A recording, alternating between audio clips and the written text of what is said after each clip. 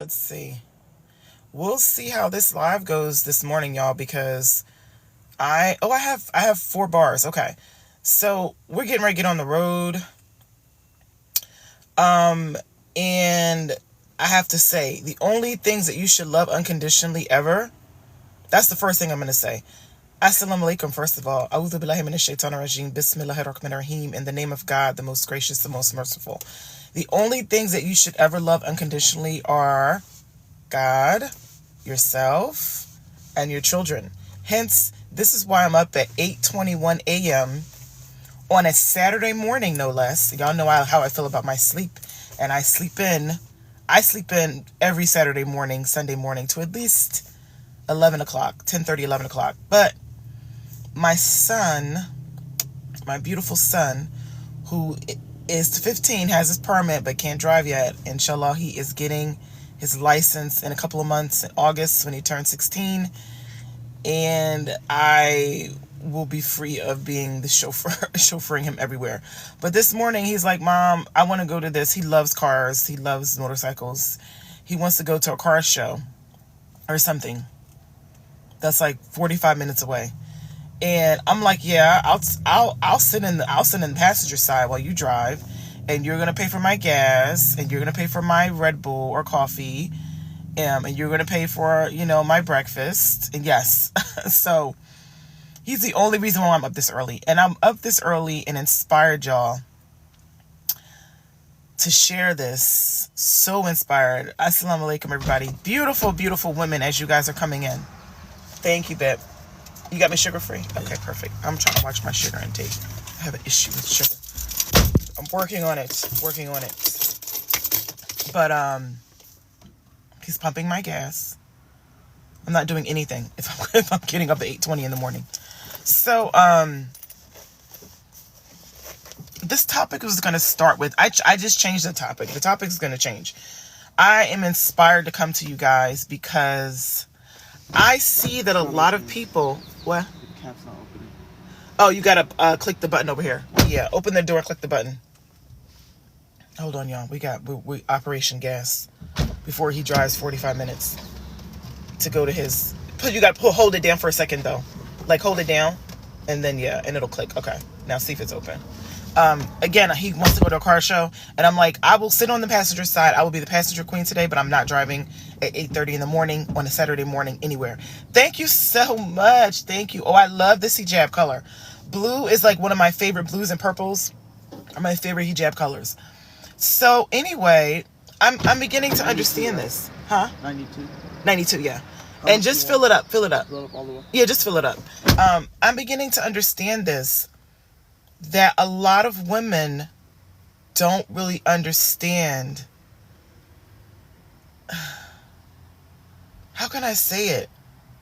Maybe I know this because I was a hypnotherapist. I was a hypnotherapist for like 6 or 7 years. And so I did a lot of inner child work with a lot of women all over the world. And I got to see the inside of them, deep, deep within. Your mind is a complicated thing, I promise you. Your soul is a complicated thing. What you learn as a child, what your parents teach you from what they say to you, how they speak to you, situations they put you in, how they treat you, becomes your subconscious programming, becomes how you feel about yourself. I hope y'all know that. I hope you understand that. Because I meet a lot of people who don't understand that. They don't understand that they're walking around as adults with all these unhealed, childhood wounds, limiting beliefs, programming, lies they've been fed, things they've been led to believe about themselves that are not true. And then they're operating in their adulthood, in their relationships, from that space of almost being like an 8-year-old child or a 7-year-old child. Or a 10-year-old child that just wanted to be loved, that just wanted to feel special, that just wanted to feel adored, that just wanted to be taken care of. They're literally 40-year-old women still operating from that space. And what I did with women all over the world, this is why I can speak about these topics. I'm an expert, believe me. What made me stop is it got really hard. Like, I saw and I heard some stories in women that I was like, oh, I don't want to have to deal with this every day or every other day, or it was a lot. It was triggering me when I heard about, when I would help them go inside of themselves, way down deep inside of themselves, and bring to the surface their pain. They would bring it to the surface. They would cry tears that they had never even knew existed in them. They would feel the wounding. They would feel the pain of what it felt like to be hurt as children, or to be lied to as children, or to be made to feel that they weren't good enough as children, or to be constantly criticized as children, or to not be given unconditional love as children. So many people have not been given unconditional love as children. The love was always based on something, them doing something, getting a better grade, or keeping their room cleaner, or, Ocean, I really think you need a professional to help you. And I speak from personal experience because I had a therapist. I was in and out of therapy for years. The last stint was like 5 years. $1 to like $70. That's fine. The last one was like 5 years. And I cried tears that I've never knew were in my body. To the point now, whenever I'm triggered by something, I stop. Because I'm like, oh, maybe my little inner child is feeling something that needs to be felt. Maybe she's dealing with something that needs to be felt. When I'm in a situation and I feel triggered, I know the work that needs to be done on me. I'm not looking outside of me and saying, oh, this is making me feel this way. This person is making me feel this way. This person saying this to me is making me feel this way. I'm trying to figure out the source of it. What's the root of that, right? I'm living in my car. You're hilarious, girl.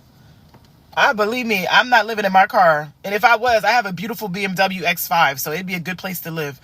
But I'm not living in my car. I actually have, alhamdulillah, a beautiful home. And my son is, I'm passenger queen today because my son is driving us. He wants to go to a car. Is it a car show? What is it? Yeah. It's a car show. He's really into cars like his dad. His dad sells cars for a living, so he's really into cars. So he wants to go to a car show. So we're in the car. It's going to be a 45-minute ride. You guys are going to have me for a minute today because we're going to be in a car. Use the right lane to turn right on Enchanted Parkway South. You're going to hear our navigation in the background, but yes, exactly. God created therapists for a reason. We're not supposed to be trying to do this work by ourselves. Turn right on I work with therapists and coaches, and I'll be honest with y'all. My coaches elevated me higher than my therapist. Because what my coaches did was, my coaches just gave me self-awareness, but they were like, okay, now what are you going to do about it? Yeah, your mommy made you feel that you weren't good enough. Now what are you going to do about it? Are you going to keep living in that truth? Now we're going to create a new future. Now we're going to reprogram that subconscious mind to tell yourself every day that you are worthy. Now we're going to reprogram that subconscious mind to tell yourself every day that you are worthy and you deserve everything you want. We're not going to, okay, we cried about it. We're done with it. Okay, now let's move forward. That's what my coaches did. They taught me how to move forward, not to hold on to the pain. Like, feel it, process it, move through it, cry about it, and now move forward with a new belief system about who you are and what you can create. 1,000 feet. Right? Turn right. Coaches are, Exit right. and I worked with 4 multi-millionaire. This is when I started my business. I was like, I'm going to work with women who know how to make money. Turn right on I-5. Right? I'm going to work with women who understand the energy of money. And what the first question they asked me, because I thought money creation was like, Use the middle lane. I don't know what I thought, because I came from poverty, so I really didn't understand that money was energy. I-5 north towards Seattle. And the first thing they said to me is, what's your self-worth like? I was like, what do you mean self-worth? Self-worth, money? They were like, yeah, your self-worth is always going to be connected to the amount of money that you allow yourself to receive. So I was doing work on both ends. I was doing work on always upgrading my self-worth, and then I was doing work with coaches on upgrading my belief system to believe that I could create the life that I really wanted, right? So, oh, you don't have to chase it. That's another thing that I love about Islam. And then paired with Islam, it's like, life is beautiful. Like, I get it now. Like, I get it. Like Allah says in the Quran, like if you focus on the worship of Him, like He'll give you everything else. You don't have to chase dunya. You just make sure that you're in consistent worship, constant worship of the Creator, right? And He'll bless you with everything else that was already decreed for you. If it's already decreed for you, you don't have to chase it. Just like you don't have to chase any men. That man is really for you, right? But I'm getting discombobulated, y'all. Let's get back to what the topic was. So I think a lot of women really think that creating a healthy relationship with a man, they see it as something very superficial. They see it as something very, very superficial because that's what they're taught. That if you act a certain way, if you dress a certain way, if you look a certain way, if you speak a certain way, you know, then the man of your dreams is just gonna show up on your doorstep. Yeah, I don't perform for men either. And what they're not really taught is how you really deep down in the core of your soul feel about yourself is what you attract. And the work is within. It's always figuring out, how do I really feel about myself? Right? When any man comes into your presence, do I feel needy? Do I feel clingy? Do I feel like I just want to be loved? Do I feel like I just need attention? Am I hoping he likes me? Am I hoping he likes me? Am I hoping he wants me? What is your energy? You got to start really. You got to really start feeling your own energy and understanding. Is this the little girl showing up that just wants to be loved? Didn't receive enough love? What's showing up with this man when I'm in this man's presence?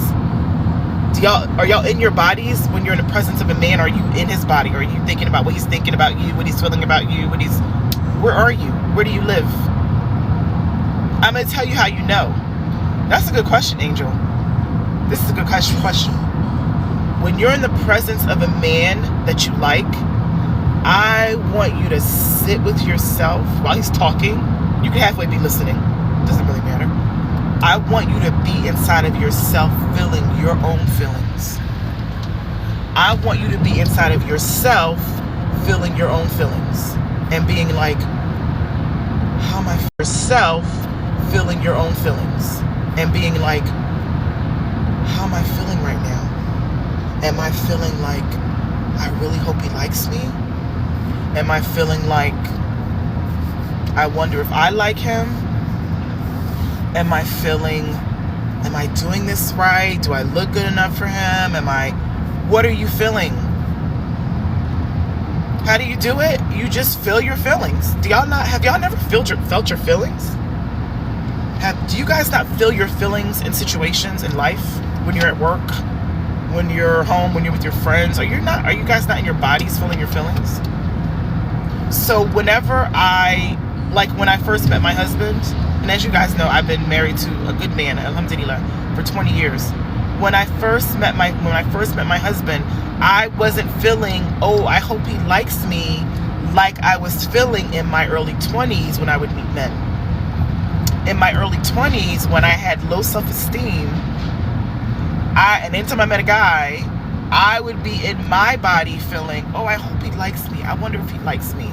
I wonder if I'm pretty enough for him. I wonder if I'm saying the right things. I wonder if my hair looks good enough. I wonder are my clothes cute enough.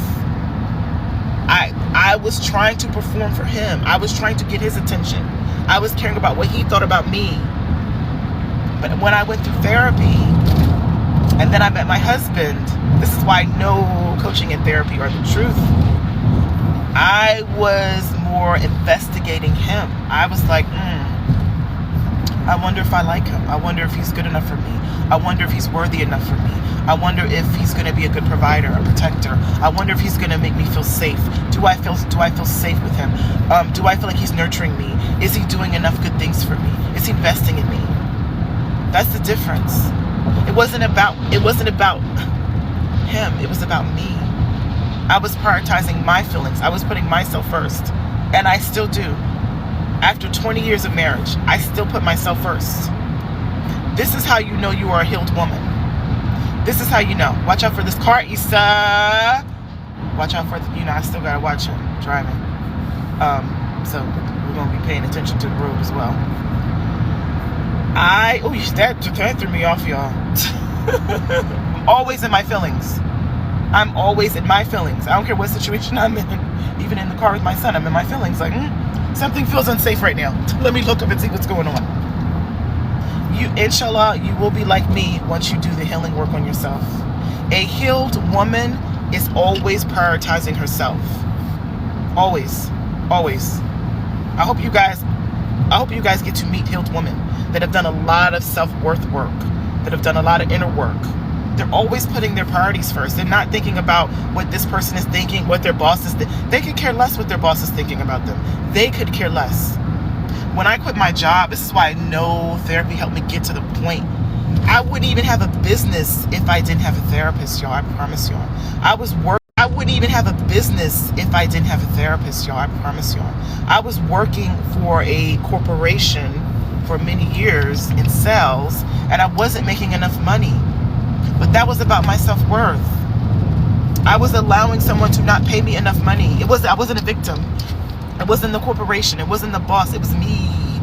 It was me not seeing my true worth and value, and I could create more money if I wanted to. I wasn't believing that.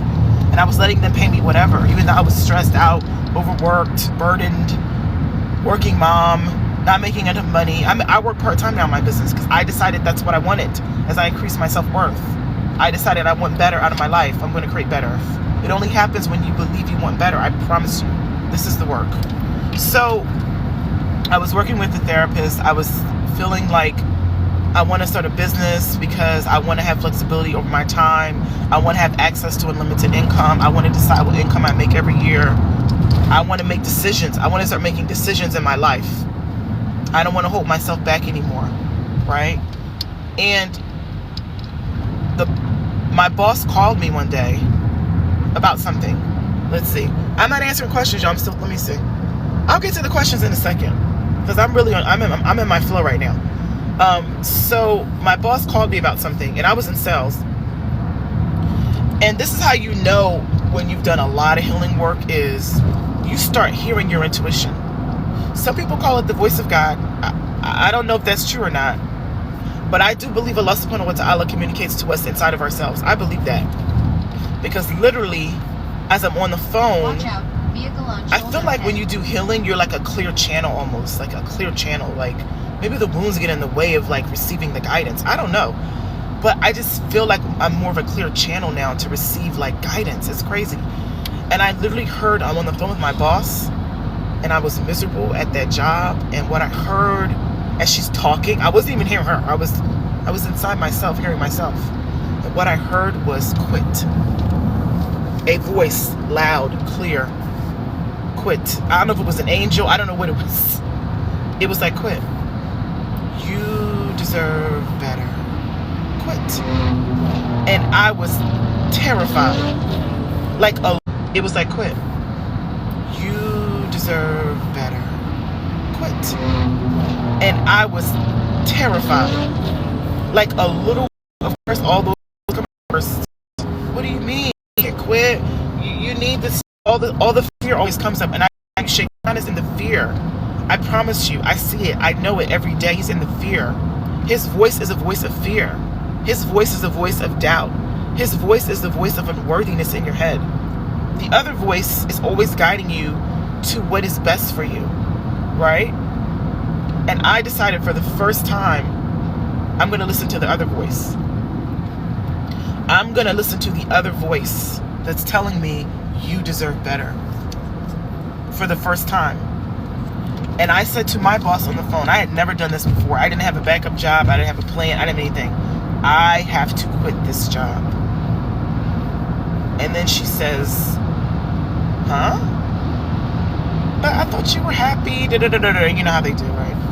I was like, no, I have to quit. There's something better for me. I don't really know what it is yet, but I'm going to trust God because I was just told I'm supposed to quit. So I'm going to quit.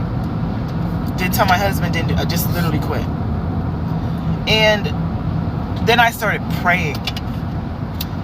And she said to me that I realized, we have more power than they do. And she said to me, do you mind staying for a couple of months and training the new person? And I said, yeah, but I'm going to focus on other things I want to do in my life.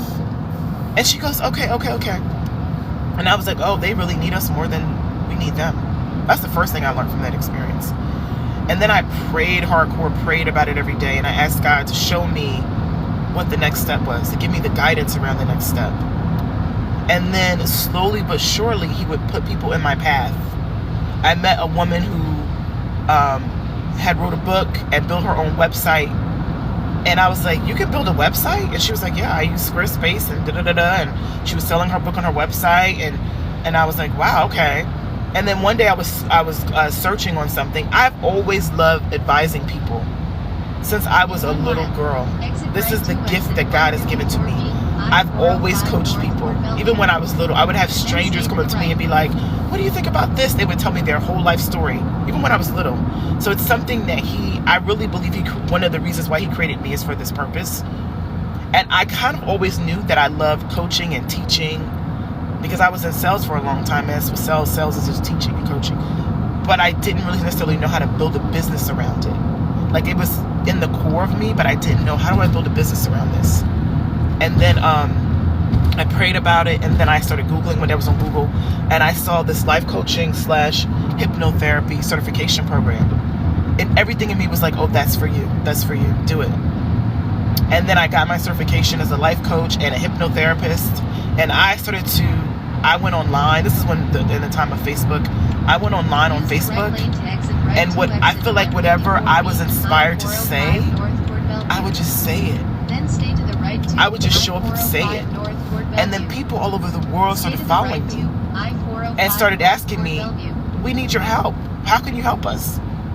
And that's when I reached out to these multimillionaire business coaches, women that came from zero, started businesses from nothing, came from nothing, and taught me about the energy of money, taught me about building products online, offering services online, marketing, taught me all the things I needed to know about having a business. And then I started coaching. I started life coaching. I was doing hypnotherapy with people. I had rented space here in Seattle, and I was doing it online, loving it, absolutely loving it. It was my passion. Still, coaching still is my passion. I don't do this for money. Seriously, my business makes enough money. I don't do this for money. I do it because it's my passion. I love it. I get a special thrill out of it. Okay. I only charge you guys because I want you guys to value my time. And I want you to start investing in yourselves for your own well-being. That's what I'm teaching women. That's why I charge. It's so that you start to invest in your own growth and healing. And you see the beauty in it. You see the power in it. If you don't invest in your own healing and growth, you're going to stay exactly where you are in life. I promise you. I've invested thousands and thousands and thousands and thousands of dollars in my own healing and growth. And when you invest in yourself, it builds self-worth. Did y'all know that? When you invest in yourself, it builds self-worth, because what you're telling yourself is, I deserve to improve myself. I deserve to improve my life. I deserve to improve my money. I deserve to improve my relationships. I deserve it. That's what you're telling yourself. So this is why I charge you guys for my coaching, because I want you to understand the power of investing in yourself. And I want you to understand where money really comes from. It doesn't come from man. It comes from the creator of the universe. Right? That's where it comes from. So, and begging for it is not how you receive it. But that's a whole other topic. Where was I? I'm just combobulated because I'm on the road with my son. So this chat is going to go left, right, front, and center, and that's okay. So then I was coaching women all over the world, and then I started business coaching because when people found out I had sold millions for companies, they were like, well, teach us how to sell millions. And then I helped them sell millions, and they always came to me thinking it was about the money or the systems or the technology they were using or the systems they had set up in their business, and they didn't understand it was about their own energy. Did they feel deserving of receiving more? What was their level of self-worth? Like my coaches asked me when I first started my business, what's your level of self-worth? How much do you actually believe you deserve to receive, right? Just like with love. And this is where I started. This is where I started this topic. So we're going to go back to love. Because I really coach now around love and relationships and self-worth, because I think a lot of women need my help. A lot of women need my help all over the world, because they're with men and they think the reason that they're with these men who don't treat all over the world, because they're with men and they think the reason that they're with these men who don't treat them well, or they're not finding the right men, they think it's about the men, and they don't understand it's about them. It's about their own energy. It's about the energy that is oozing out of their pores every day. Is it an energy of, I am so valuable, I love myself, I am worthy, I deserve the best treatment, I only accept the best treatment, I have discernment, my discernment radar is on fleek, I can feel the energy of that man, I can feel his insecurities, I can see his wounding, I can feel it, and I'm staying clear away from him. What's the discernment radar like? And most of them, their discernment radar is not great because of the childhoods that they've experienced. The radar has been turned off, right? Maybe they come from homes where they weren't taught self-worth, right? Maybe they come from homes where they weren't taught self-worth. Maybe they come from homes where they weren't made to feel good about themselves. Maybe they come from homes where they were verbally abused or constantly criticized. I've heard it all. Maybe they come from homes where their father left. They didn't have a man in their life that made them feel like a little princess. Or maybe they come from homes where their mother left, and now that made them question their own self-worth. And then they end up in relationships where they're questioning their self-worth, where the person is not making them feel worthy and valuable because they don't feel that inside of themselves. So this is why I'm doing this work. That's it. You love yourself, but it's crazy. You feel you can help him get back to who he was before. And that's not your job, Alicia. I'm here to tell you, you cannot change any man. If you meet a man and you see he is deeply wounded, run.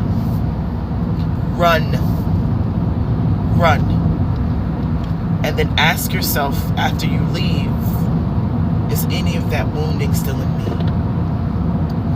Is any of his wounding still in me?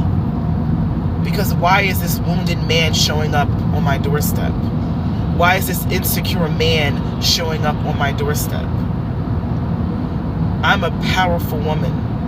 I'm a woman full of self-love and self-worth. How could I attract a wounded man? How could I attract an insecure man? Why is this insecure man calling me? Why is this insecure man DMing me? Am I going to let him hang around even though I can see his wounding? I probably would refer him to my therapist. Anybody who I meet that is wounded, I promise you, my therapist is still in my phone and she's amazing. I will give them her number. I will tell them, you're going to have to work through some of your childhood stuff. You're going to have to work through some of it. And I will pray for you. But I can't. And a lot, you know what's funny?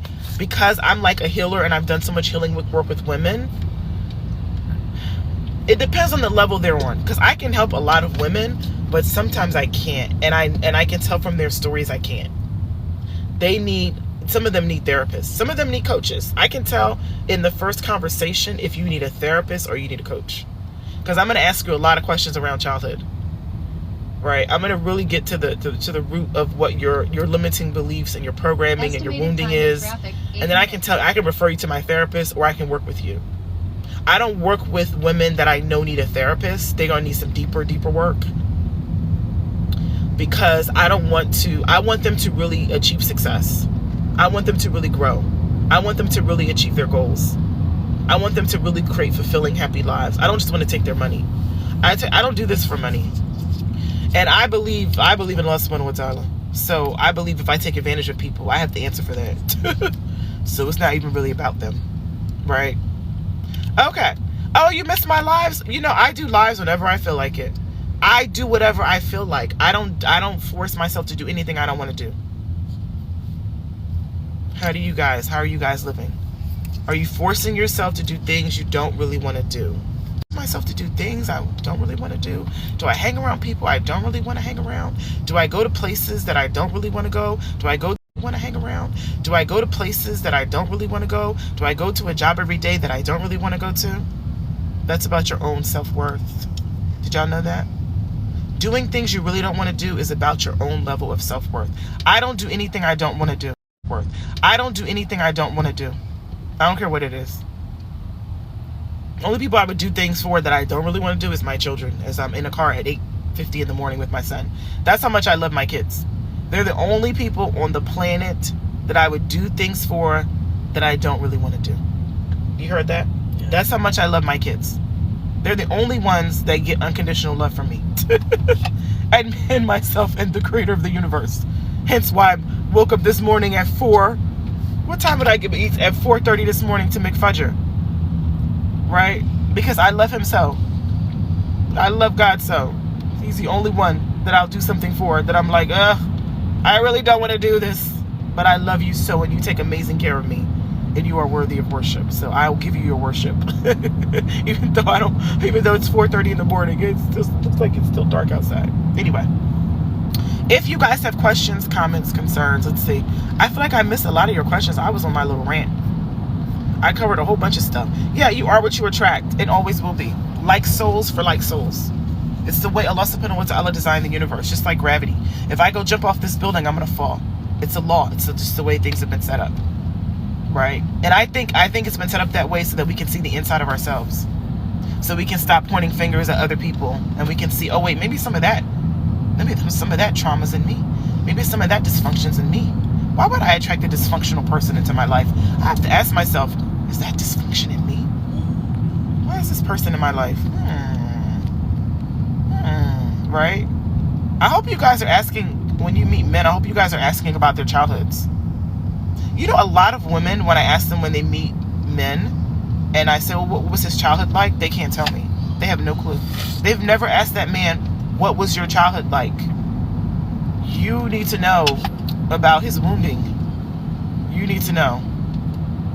Did he have a good childhood? Was he made to feel loved, special? Was he constantly criticized? What did it feel like?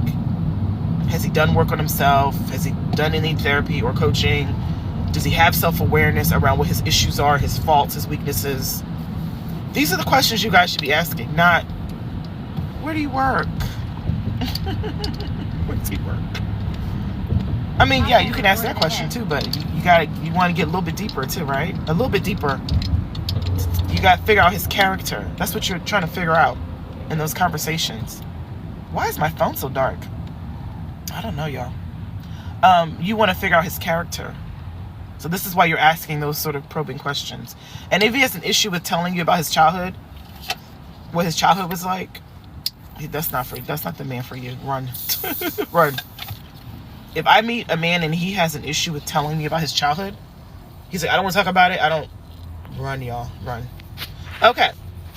If you guys have questions, comments, concerns, you guys know you can put your comments, questions in the chat. And I will thank you guys for sharing the live. Follow me here on TikTok. Subscribe to my YouTube channel. I will be doing this probably until the day I die because I love it so. I love coaching. I love teaching.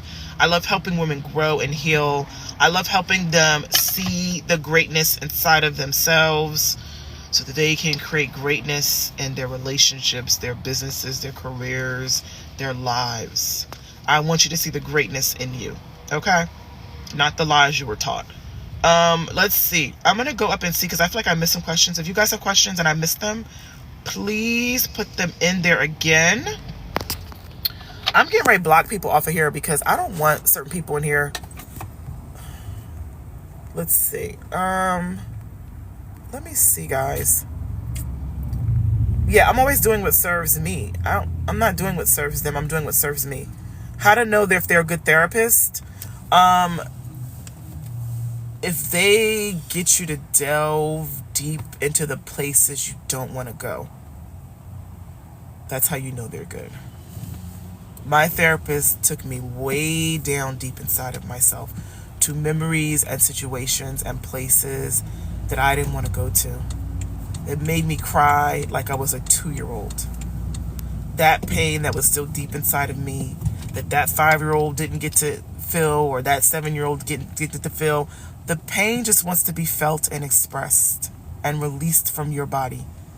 That's all it wants. And what you're going to see is you're going to be a different woman when you release your pain. I promise you. You're going to be a woman full of self-confidence, self-love, self-worth when you release your pain and all that childhood programming, all those limiting beliefs you've been taught about yourself and what you can create, who you are. You're going to show up differently in the world. I promise you. And your life will get easier and better. And you'll only attract people into your life who will make your life easier and better. You won't attract men into your life who won't make your life easier and better. Because you won't accept less. You just won't. And you'll be able to read people. I feel like my spidey senses got stronger. Somebody got into an accident? Yeah, and this caused all this. Oh no. Somebody got into, hope everybody's okay. Hope everyone is okay. Let's see. Young drivers. Those young drivers. My spidey senses are on fleek. Since I've done a lot of work on myself, I can read people. I can feel their energy. It's because I'm feeling my own energy, because I'm always in my own feelings. And I can feel their feelings. And I'm like, nope. And I know exactly what to do with them. Let's see. You don't know if you're fully healed, but you put your priorities first. Perfect. People say I'm selfish too. I could care less what another human being thinks about me. Or did you laugh? My son just laughed at me because he knows. I could care less what another human being thinks about me. I don't have to answer to a human being. I have to answer one day to the creator of the universe. So I don't care if people think I'm selfish. I could care less. I could care less. I give from a full space within myself. I give from a full cup. I don't give from an empty cup. I fill my cup up first, and then I give from a full cup. That's why you put yourself first. You want to be full inside of yourself. You want to be healed, and then you can give to others from a clear, beautiful space within yourself. Right? Let's see. Do you guys have questions? From a clear, beautiful space within yourself. Right? Let's see. Do you guys have questions, comments, concerns? Okay, let's see. Wa alaikum assalam, beautiful women. Wa alaikum assalam. This chat is really for women. So I'm not really sure why men are on here. And I'm getting ready. If you put hearts in my thing, you're getting blocked. I don't need your hearts. I don't need that from you. So you're getting blocked. I'm a married woman. Believe me. Happily married. 20 years. I don't need any of your hearts. Your hearts are not doing anything for me. Let's see. I feel like I missed a lot of stuff, y'all. Hold on. Bear with me. I'm looking at your questions. If I missed your questions, guys, put them up there. We're on a road trip, y'all. We're on a road trip. EC is driving my car. He's doing a great job. He wants to go to a car show. He's really into cars and such. And because I love him so, I woke up at 8:30 this morning to get ready, or no, it was 7:30 to get him ready to go to this car show. So I'll be on y'all for a minute. Let's see, until we get to the place we're going. Let's see, you get confused. Can you shadow where you revisit your childhood self and see how you felt back then? So this is what a professional will help you do. User 627 is. And see how you felt back then. So this is what a professional will help you do. User 627 is. You gotta figure out why you feel about yourself the way you do. This is what therapy and coaching is about. You gotta figure out, why do I feel that I'm not good enough? Why do I not feel I can live my best life? Why do I not feel that I can create success in my career or business? Why have I not had great relationships with men? You got to figure out the root of it. So what they do is they take you back into childhood to figure out what you were taught about yourself, how you were made to feel about yourself. When was the first time you were made to feel that you weren't good enough, or that Maybe the reason why you're so critical of yourself is because your mom criticized you all the time, right? So then you give that little girl inside of you a space to feel the feelings around that. How did that make you feel? How did it make you feel to be constantly criticized or constantly told that you're not pretty or you're not smart or whatever the programming was, right? Because you probably want to first feel the feelings around it. What does that feel like to be made to feel that way? And, for me, I experienced, some sexual abuse as a little girl. So a lot of my issues were around that. And then abandonment. So a lot of my issues were around that, right? Feeling abandoned.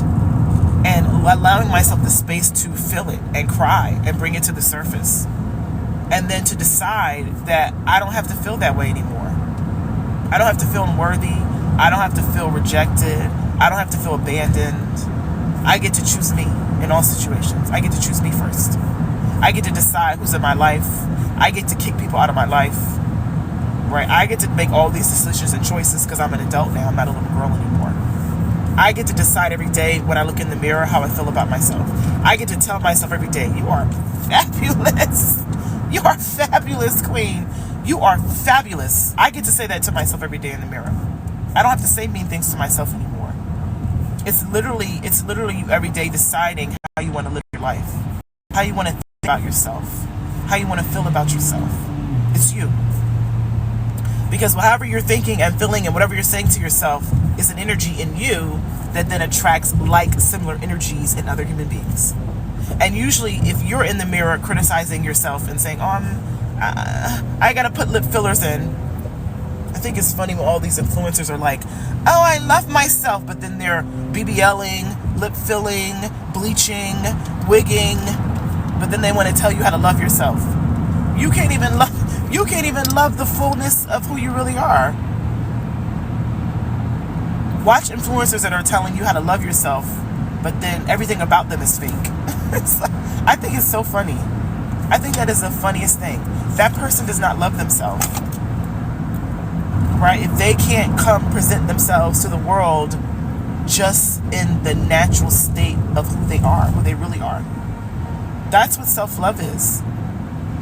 It's loving who you really are, who God designed you to be. You are perfect, whole, and complete. Use the right 2 lanes to exit right 2 You don't need all this State to Route feel 5, amazing about yourself. Seattle, Redmond. You don't need lip fillers. Then You don't need a continue straight. BBL. You don't need a wig. You don't need all the other things they tell you that you need, right? And then they want to tell you, but I'm so in love with myself. They're some of the most insecure people on the planet. That's why they present themselves in the way they do. Celebrities too. I hope y'all don't think celebrities are full of self-love and self-worth. They are some of the most insecure people. That's why they're celebrities, and they're in constant need of feeding the ego and validation and being liked and getting attention. They're some of the most insecure people, and you look at them and you think, I just want to be like that. If I just had the perfect lip fillers, or if I just had the perfect eyes or the perfect nose, or then I would love myself. You're not. What happens is then you see something else that you need to fix. Then you see something else that's not right in the mirror. Then you see something else that you can't love. Unconditional love is the place you want to get to in your life. Unconditional love is, I can want to improve myself, but I get to love myself exactly how I am today. Right? I get to love myself exactly how I am today. Who I am today, I get to love myself. That's unconditional love. And you can't expect to receive unconditional love from any other human being if it doesn't live in you first. You can't expect that. How can you expect a man to love you fully and completely and you don't have the energy of that in yourself? I promise y'all, these influencers you see, I literally can see them. I literally can read their energy. They're not in love with themselves. They're not. And most of them are on TikTok or social media or Instagram, seeking love. They just want to be loved. They want your love. And even your love won't even be enough for them. That's why they're always seeking more. Right? Okay, let's see. I've been yapping. Let's see. Do you guys have questions? Questions, comments, concerns? I mean, how are you going to love yourself and you got fillers and injections and BBLs and wigs and you can't even love your own natural hair? But you want to preach self-love. You're bleaching your skin, but you want to preach self-love. It's like, are you kidding me? I want y'all to see through all of this. It's an illusion. It's all delusional fake. It's fake. It's all fake. Okay? Learn to love yourself just the way you are. Learn to step into the mirror every day. When you wake up in the morning, you will brush your teeth and say loving, kind, and beautiful things to yourself. Learn to stop criticizing yourself. Learn to stop looking at all the quote unquote what you think are flaws in your body, in your face. God did not design us to all look the same or have all the same type of hair or skin color. That's not why he designed us that way. We're supposed to be different. You're an individual. You're not like anybody else. So you wanting to be like someone else is craziness. And it won't increase your self-worth. It's going to make you feel worse about yourself. It's going to make you compare yourself to that person and say, well, I guess I'm not, beautiful because I don't look like so-and-so. Or I guess I'm not perfect because I don't look like so-and-so. It's not helping you. It's making you feel lower about yourself. Y'all got to see through all these masks. These people are wearing masks. Right? I always tell Muslims, y'all need Islam and therapy. You need Islam and therapy. Because the one thing Islam will teach you is that you are an individual creation. You're a specialized creation of God. So you're not supposed to look like anybody else. Duh. He decided that you were going to be born to your parents. You were chosen. Not all, eggs are fertilized. Not all, babies coming through the birth canal make it. You have like 1 in a million shot of being here. How can you not see how special you are? You're like 1 in a million chance to be on the earth. And the fact that you're here, being watched, being guarded by guardian angels? Huh? Duh. What? Special. Guardian angels, he says. Guarding you. Watching over you. Writing down what you do every day. With you. With us in the car right now. How can you not feel special? This is why Islam is so beautiful. It's so descriptive. Oh, it's so beautiful. It increased my self-worth. That's what Islam did. I was already on the journey of building my self-worth through therapy and coaching. And then when I came back to my faith and I started reading the Quran, I was like, oh, I'm about to be on the next level. I'm about to be on the next level of my self-worth. Because now it's like I'm not living for human being standards and expectations and society standards and ways of living. I know why I'm on the planet. I know why I'm here, right? And it makes life easier when you're not striving for stupid stuff, superficial things. It makes your life easier. And then you can just sit back and let Allah subhanahu wa ta'ala guide your life. Tears, I say. When you can sit back because you trust the creator of the universe so much, oh subhanallah, you can sit back like I'm sitting back as a passenger queen right now and let him guide your life, and you don't have worries anymore and you don't have fear anymore because you got me. This is a peace like I have never known. I don't want for anything. I tell you, I don't really pray for a lot anymore. I like for him to surprise me. I wonder how Allah subhanahu wa ta'ala is going to surprise me today. I can't wait to see. Right, East? Do you think that way too? I wonder how Allah is going to surprise me today? I hope. I'm talking to East and my son. East, are you thinking about that? I wonder how God is going to surprise me today. Well, he surprised you with a car show, so he loves cars. I'm just living my life, my best life, wondering, how is Allah subhanahu wa ta'ala going to surprise me today? How's he going to show up for me today? Looking for all the ways. Not focused on superficial stuff. The superficial stuff is what's making you unhappy, I promise you. It's making you very unhappy. Chasing dunya will not give you happiness. I tried. I think I've shared my story so many times. I tried, y'all. I tried. Thinking if I just get the next thing, the next car, the next level house, the next degree, the next, like, then I'll be at peace and then I'll have happiness and joy and da-da-da. And then I was like, oh, I'm here. I'm here where I thought I wanted to be, and something's still missing. And that's when I came back to my faith. And now it's like those things don't even matter anymore. Like, all the stuff I was chasing, it doesn't matter anymore. And it's a complete peace. So, and I wasn't coaching. I stopped coaching. I stopped coaching while I was really delving deeper into my faith.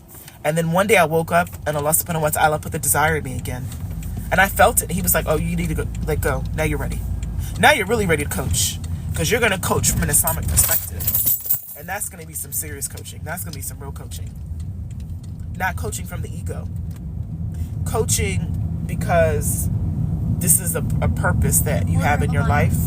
And you're going to use this coaching in the worship of me. That's why you're going to have more followers. That's why you're going to have more people that you impact. Because your coaching is now in the worship and the service of me. It's not about money. It's not about fame. It's about how can I serve the creator of the universe by serving these women. By helping them to understand who they really are. That they are chosen servants of the Most High God. And that's why they're beautiful. And that's why they're special. And that's why they're talented. And that's why they have a divine purpose. And that's why they've been created. That's what you're coaching around now. Go. Go. Right? So my coaching is on a different level right now. It's on a different level. It's on a different level. Okay. Let's see. How much time do I have left? My little thing didn't come up yet. I normally coach for an hour. I normally do lives for an hour. And my little thing didn't come up to tell me I have 5 minutes left, so we have some time. So if you guys have questions, comments, concerns, put them in the chat. This live is very random, y'all. I talked about a whole bunch of stuff. I don't even know what the subject of this line is going to be. But as you guys know, I always put my live recordings and on my YouTube channel, and I put them here on TikTok. So I just rambled the whole time. If you guys have questions, let's see. You're on the way to a sit down. Oh, tips. Right on Northeast Tips for a sit down. Good question. Then at the roundabout, I would want to know about his character. I would want to know about his childhood. I would want to know, does he know his weaknesses? What is he working on within himself to become a better man? Are we here, East? Roundabout, turn right on 164th Avenue. Are we here? Oh, hold on, y'all. Eastie's trying to figure out where we're going. Oh, turn right, baby. Let's see. Hold on. I can go there. Oh, let me see. You got it? But I'm just trying to figure out where to We probably have to park inside the, I think there's like a parking garage over here. Yeah, I think there's a parking garage. Keep going. Let me see. Give me a second, guys. I got to help my son. I got to help him. Turn left. Let's see. Yeah, turn left. So I think there's parking right here. You want to park? We could park in here, and then it's probably, the car show is probably, is it around here somewhere? Yeah, we could probably park it here. And then you could walk to wherever it is. There you go. Okay, let's see. I'm reading your questions. Oh, so you want to find out his character. You want to find out if he knows his strengths and weaknesses. You want to find out if he knows what faults he's still working on. What are you working on within yourself to become better? Right? Those are good questions to ask. You know me, I delve deep. I'd be asking childhood stuff, but that's just how I think.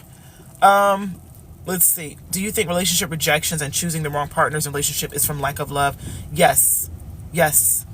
So you want to ask yourself, T, like, what was childhood like for you as far as love? Did you receive love from your parents? Did you feel loved? Did it feel very natural for you? Right? Did it feel like you had to, like, do things to get their love? You had to achieve things to get their love? Did their love feel conditional? Or did it feel very unconditional? Because rejection usually is, I'm rejecting myself. Okay. Yes, you can stay. Okay. When women are, I'm in the parking lot, y'all. When women are, do you know where to go, baby? I'm just find it. Okay. Call me, like, if you need help. Okay. When women, I find this, women who are getting rejected a lot from men, it's they're rejecting themselves. And usually they're critical of themselves. Sometimes they don't believe they deserve to receive unconditional love or love from men. Sometimes they have trust issues with men. So we would have to get on a call to really, I got to delve deeper into what the issues were. You came from a separated home. You was groomed by your raised by your parents until 16. Yeah. So that could be some abandonment stuff. If your parents weren't in your life, it could be, I didn't feel, because when you, I dealt with this, I had a mother wound around abandonment, and it was, related to if your parent leaves you, there's a part of yourself that feels like, well, maybe I'm not good enough. If my parent couldn't even love me, there's something with me. And it caused me to be an overachiever. When I really unpacked it in therapy, it caused me, I was like the OA student, always had good grades. It was like I was trying to prove my worth subconsciously to the parent. And then even when I was when I was younger in a relationship, I was always trying to prove my worth. I was trying to prove I'm going to be the good woman in your life. I'm going to be, right? It causes a prove it energy. And the moment I healed that wound, I could let go of trying to prove things.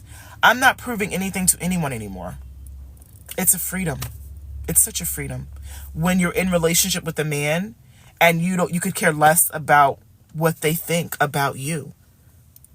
It's a freedom, y'all. I have 5 minutes, y'all. Let's see. I got to do my puzzle. It's a freedom in life when you're in relationship with a man, and you could care less what he thinks about you.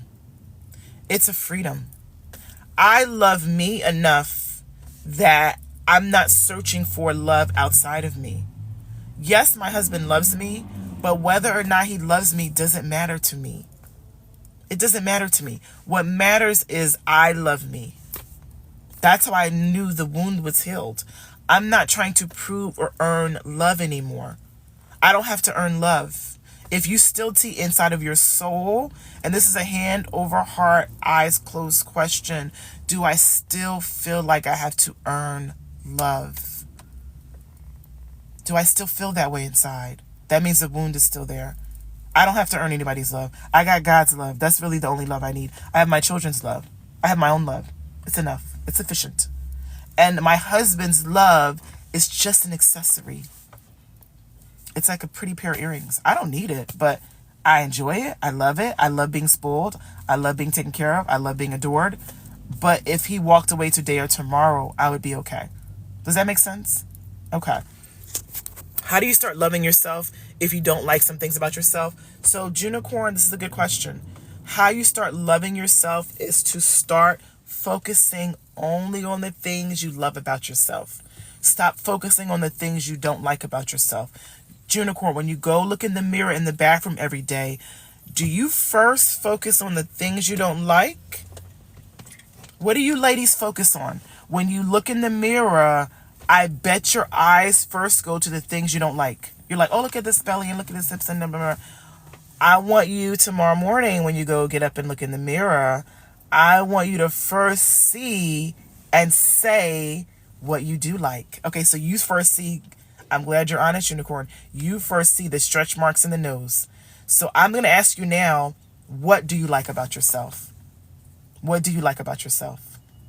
I want you to focus there.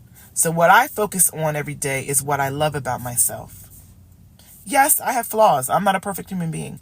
I have stretch marks too. I had 2 babies, y'all. One was a cesarean and one was vaginal. So I have stretch marks too. And I have a little muffin top. But I don't focus there first. When I look in the mirror, I focus on what I like first. What I like about me first is my eyes or my hair or my spirit, my shiny, shiny spirit, right? My guardian angels are up with me. Everybody's up with me. Let's go start the day. And Allah subhanahu wa ta'ala is with me, watching me, right? And how I see him as like light now, just like this beautiful light. I focus on that. I don't focus on the things that I don't like about myself, right? And if there's things like stretch marks, okay, yeah, stretch marks are... Why can't I be beautiful with stretch marks? Who said stretch marks were not beautiful? You're saying that to yourself every day.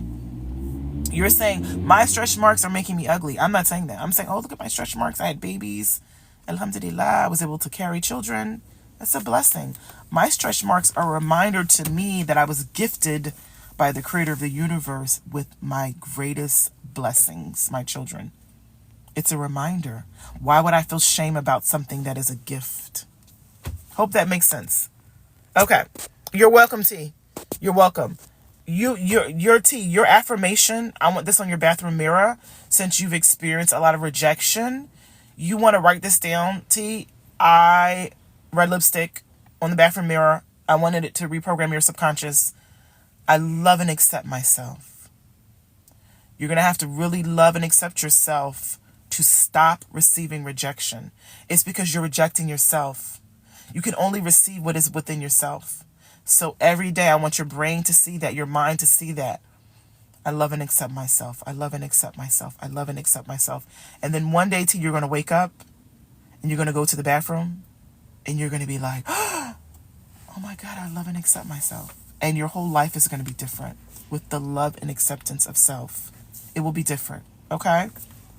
Do you guys have more questions? Your mom doesn't want you to hang out with your friend. She wants you to only hang out with her. Are you young, Kate? How old are you? Why does your mom only want you to hang out with her? What is that about? That's a deeper issue. What is that about? Why does your mom not want you to hang out with your friends? You must still live at home. Do you still live at home, Kate? Because if you still live at home, you probably don't have a choice in that. And that's okay. You know how I always thought when I was young and I lived with my parents, I always thought when I get out of here, everything's going to be different. This is temporary. When I lived in the inner city of Philly with my dad, who was very like, these are the rules of the house. He was very like, do what I say. You don't have a choice. I used to tell myself every day, when I get out of here, everything's going to be different. This is temporary. And I did everything I could do to get out of there. I was like, I'm going to college. I'm going to, be able to take care of myself. I'm going to get a good job. Like, I was very like, this is a temporary situation. I'm getting out of here. So I always feel like situations in life can be very temporary. Nothing is permanent, how I look at it. And how I also look at life is I can change it. Maybe not today, maybe not tomorrow, but I will change this situation. I'm not stuck in a situation. I never in my life, even as a child, growing up how I grew up, never felt stuck in a situation. I would tell myself, this is temporary. I'm getting out of here. And I really believe what you believe, you can create. If you believe it long enough, you'll create it. You'll figure out a way to get out of there. Right? And prayer is powerful. It's powerful. Okay, let's see. More questions or comments? Don't take the next steps. Even if I ask about the next steps, don't take the next steps. How life works is you have to take one step before the next step shows up. So I had to take one step, a scary step, a step that maybe terrified me. Like when I quit my job, a step that I was like, I am terrified, but I know if I take this step, Allah subhanahu wa ta'ala will make the next step appear. And I have faith that the next step is coming. So I'm going to jump. I'm going to take the step. And I've always been like that. I don't know where that comes from. She's very kind, but she wants you to only be with her and not her friend and not friends. If you're still living at home and you don't have a choice, you have to obey your parents. I mean, it is what it is. You have to obey your parents. So if you don't have a choice and your mom's not budging, it's not much you can do. You just have to ride it out until you can get out of the house. But I'd be making preparations. Girl, I'd be making some serious prayers and preparations to get out of my house. That's what I was doing as a kid in my teens. I was like, I'm getting out of here. You made a dua to get a friend. Oh, and Allah answered your prayer. Oh, I love that. And then she said, I'm thinking of hanging out with her, but my mom doesn't want you to. I would try to talk to her again, Kate, but if you can't change your mind, what can you do? Maybe pray and ask Allah subhanahu wa ta'ala to change her mind and open her heart. Maybe your mom is afraid that you're going to get hurt or someone's going to hurt you or she's going to hurt you. So you can only pray, and then if she doesn't change her mind, you have to just wait it out, girl, until you're 18 or 20 or whatever. You can leave your house, okay? Only small talk and inconsistent chatting after 6. In the beginning, it was normal. So why after 6? Is that like his work schedule or something? I tell you ladies all the time, If I don't feel good about something, I don't do it. If I don't feel good about a man, a client, I don't have it in my energy. I remove it from my energy. My feelings tell me, my feelings are a sign for me that this is good for me or not good for me. Even in my business with clients, I don't deal with people that I don't feel good about. If I'm courting a man and I don't feel amazing about him, when I'm with him, I don't feel amazing. I don't feel good about him. I don't feel good about myself when I'm with him. I would stop courting him. I don't believe in scarcity. I don't believe there's like a limited supply of men and like if this one leaves, oh my God, like I'm going to be alone forever. I'd rather be alone forever than be miserable with a man. Because being alone doesn't mean I'll be miserable.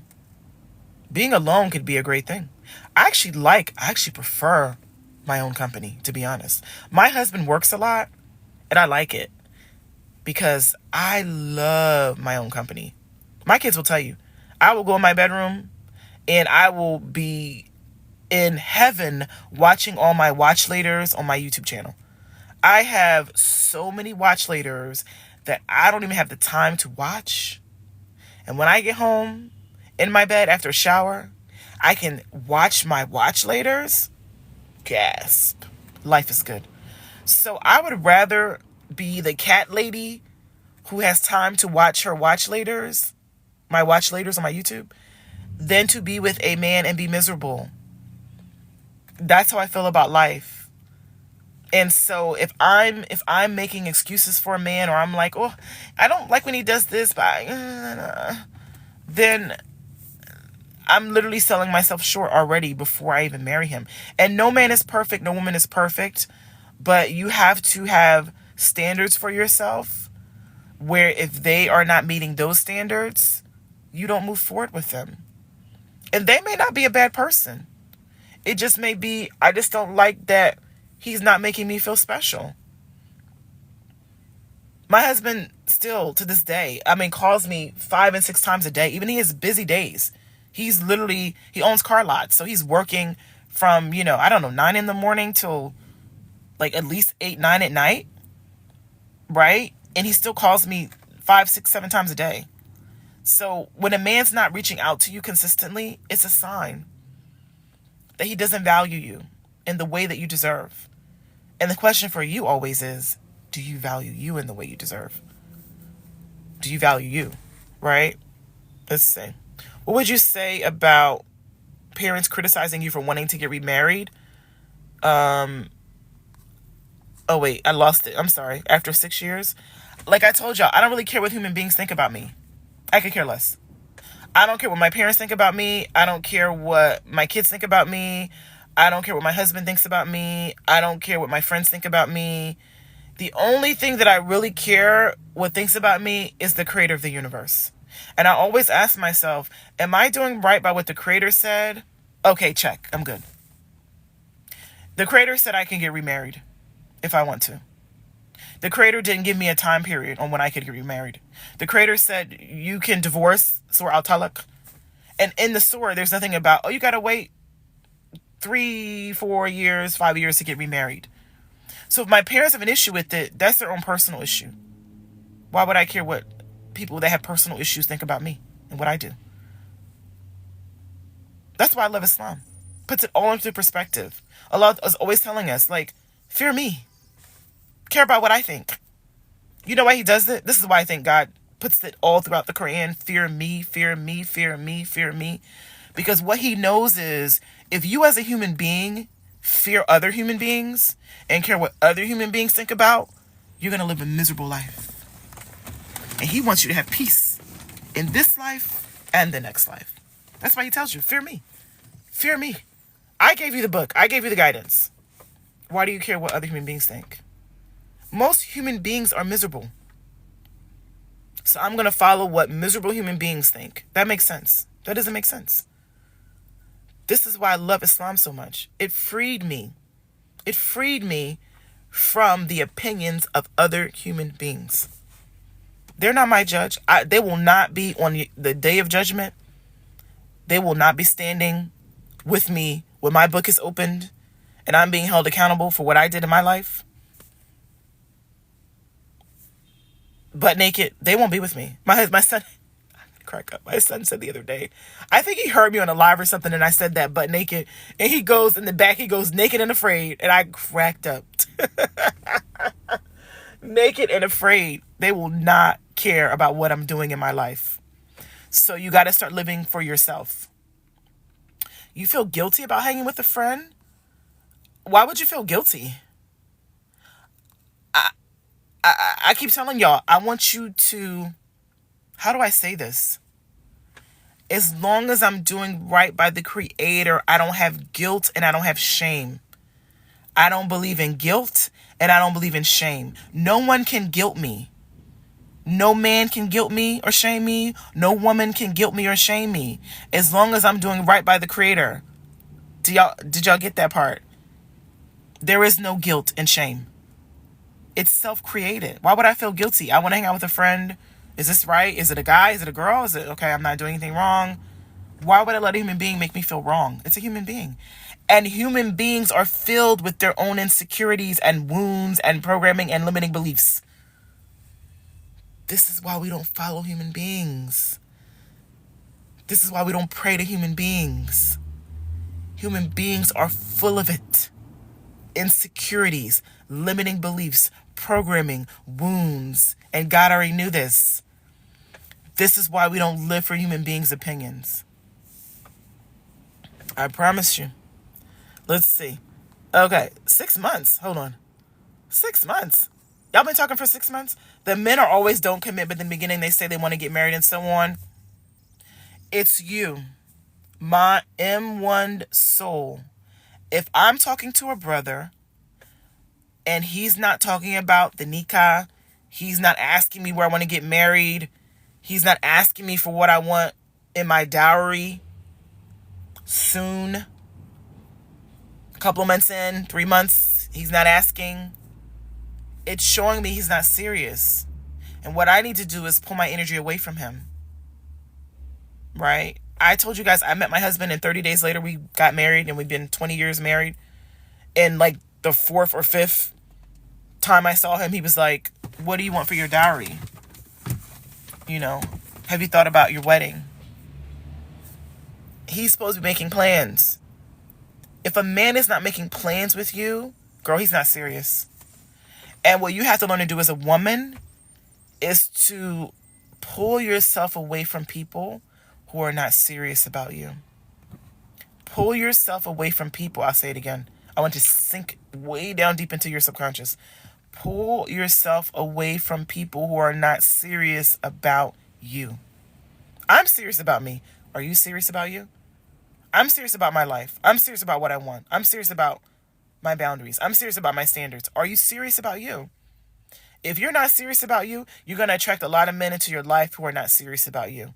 I'm serious about me. I know what I want. I know what I like. I know what I don't like. I know what I don't want. I'm serious. It starts with you. This whole thing starts with you. Women are the tone setters of the relationship and always will be. A man will only treat you the way you allow him to treat you. I promise you. Right? So don't be an easy target. And I wouldn't feel bad, Kate. You know what's funny? I'm going to tell y'all a story. I probably shouldn't have did this, but my dad told me, I went to Penn State. And Penn State is like 4 hours from Philly.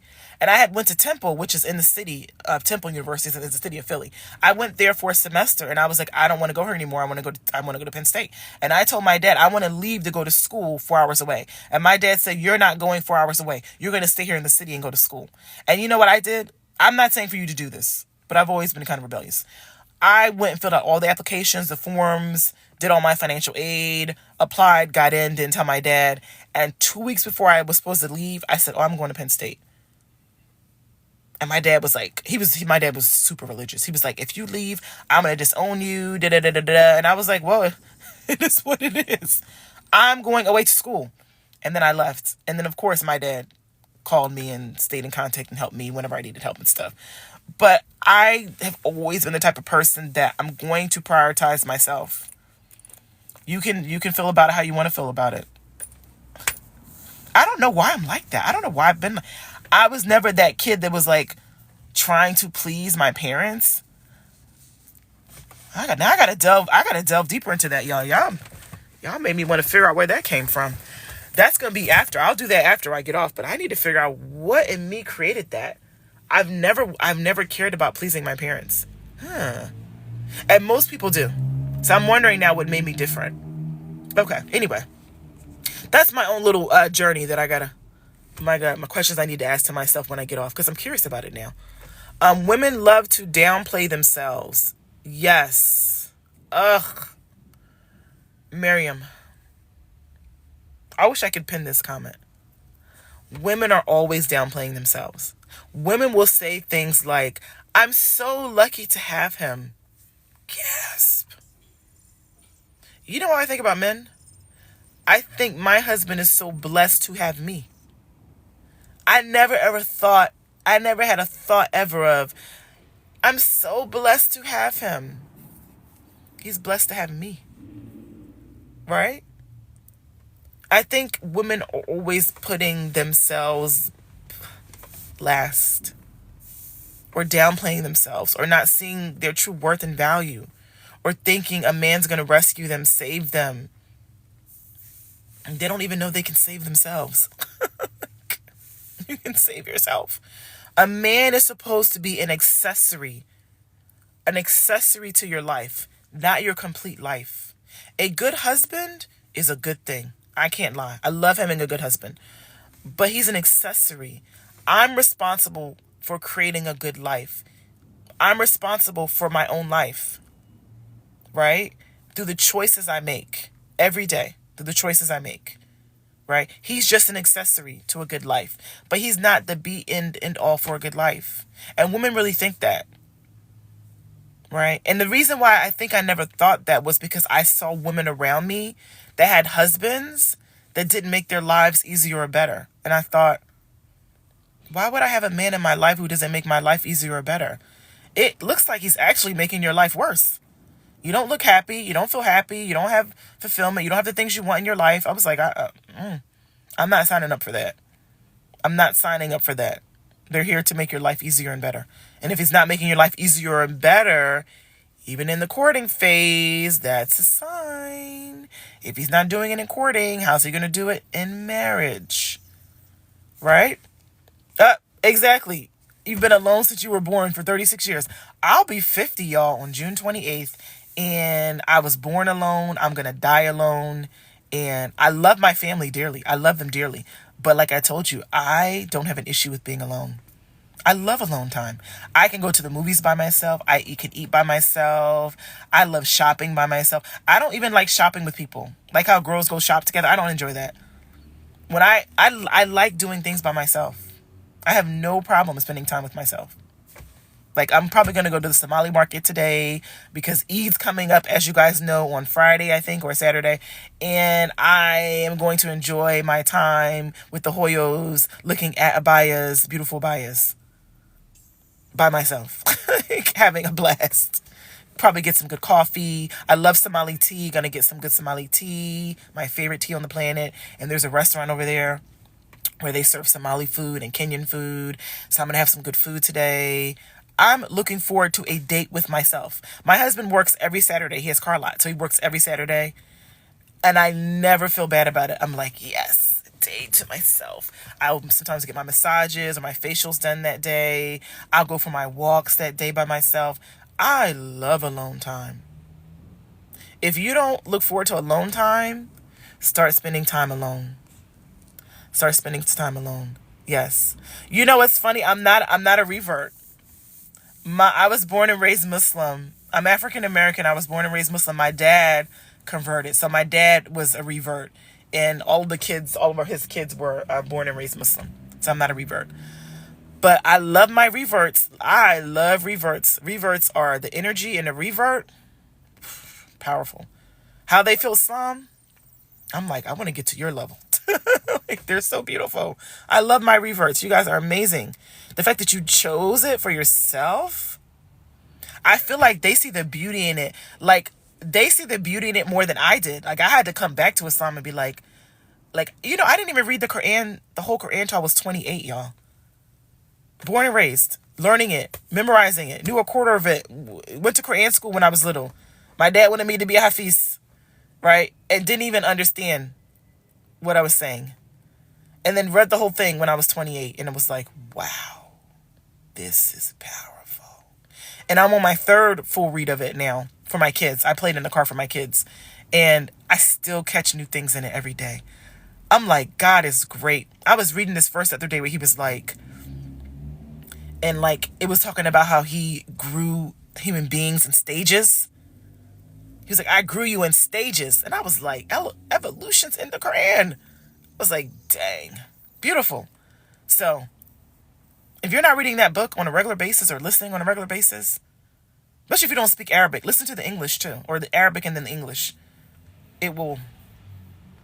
You want to love yourself more? Learn your religion. Learn your religion. You want to love God. When you start really loving God, when you start really loving him, your self-worth improves. I promise you. Because you think, this magnificent being created me. This intelligent, loving, kind, great, magnificent being created me. And your self-worth goes to the next level. I don't know what it is. I don't know what it is. And like I told somebody the other day, I told a revert this because she just reverted. And she's learning her prayers. She's doing them in English while she's learning her prayers in Arabic. And I was telling her the beauty of like the recitation of the Quran in Arabic is, this is my own personal belief. Because words are an energy. You guys know when we say words are an energy, right? Everything's an energy. I believe the Arabic, the Quran, the word of God, that is an energy. And when you're speaking the energy, it's doing something to your soul. It's doing something to your mind. It's clearing your heart.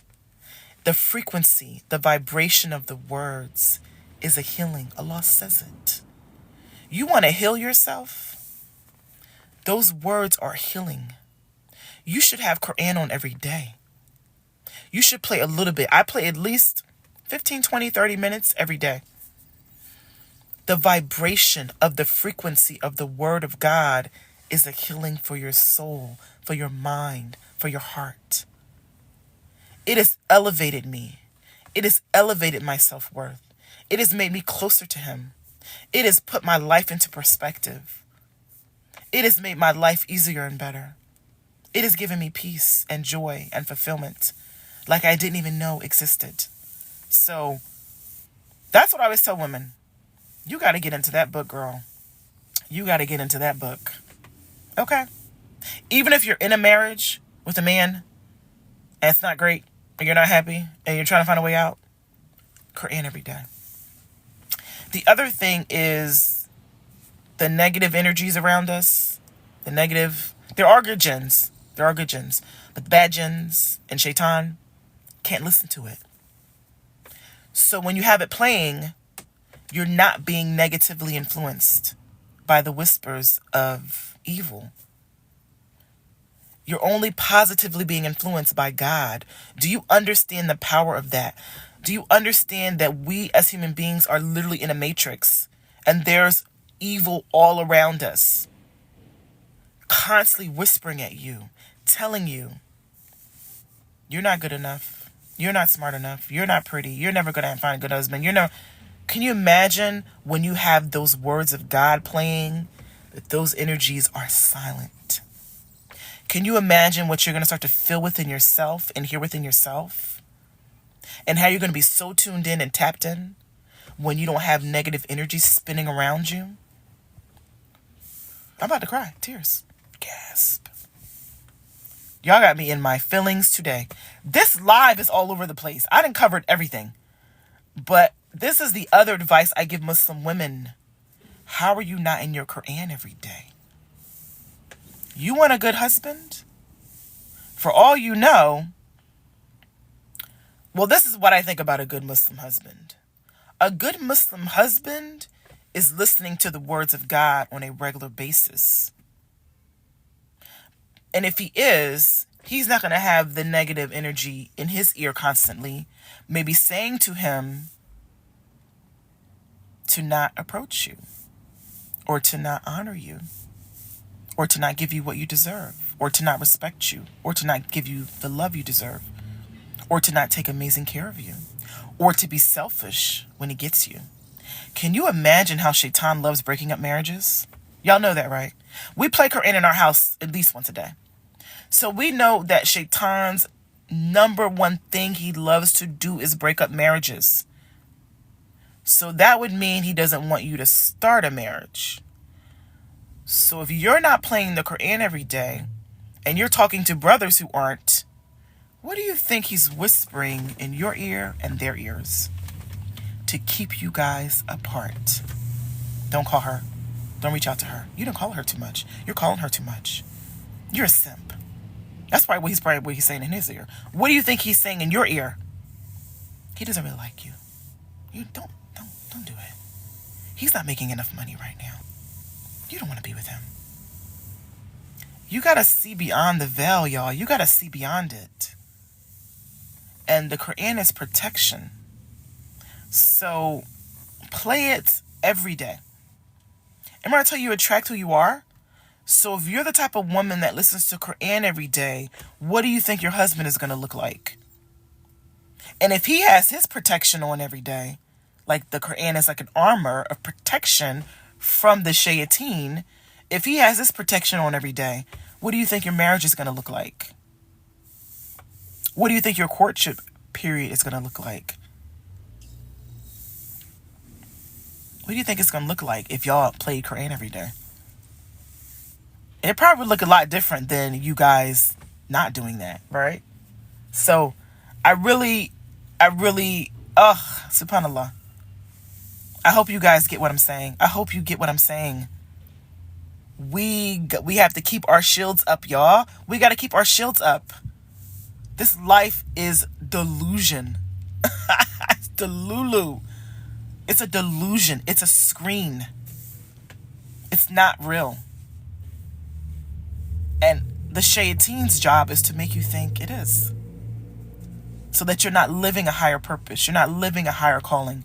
You're living for what you can only see. And there's a whole unseen, Allah says that there's a whole unseen world all around us. And this is why we do all the things we do. This is why we pray 5 times a day. This is why we wear hijab. This is why we listen to Quran. We got our shields up. Shields up, armor up. Ready to go. Ready to go. Out in the world. Right? You listen to your mom, you're 19. You want to have a friend and hang out. Yeah, prayer is important. Prayer is powerful. Okay, keep praying about it. Keep praying about it. Maybe put some Quran on. Because it could be the shayateen in your mom's ear whispering, don't let her go out. Don't let her do it. Don't let her have fun. Don't let her, right? Now, I would have Quran on in my house every day. I'd be playing it. Maybe play it around your mom. Because, the shayateen can't listen to it. They can't listen to it when it's playing. So maybe they're the ones influencing her. I'm telling you, you don't know. That's the thing about it. You don't know who's influencing the people around you. You don't know. What are their influences? Right? This is why Allah tells us to be amongst the believers. He tells us to be amongst the believers for a reason. Because the believers hopefully are at least praying 5 times a day. Right? I don't really trust people who aren't praying 5 times a day. I'm like, I gotta watch you. I don't know who's influencing you. Right? He never plans or talks about nikah. Exactly.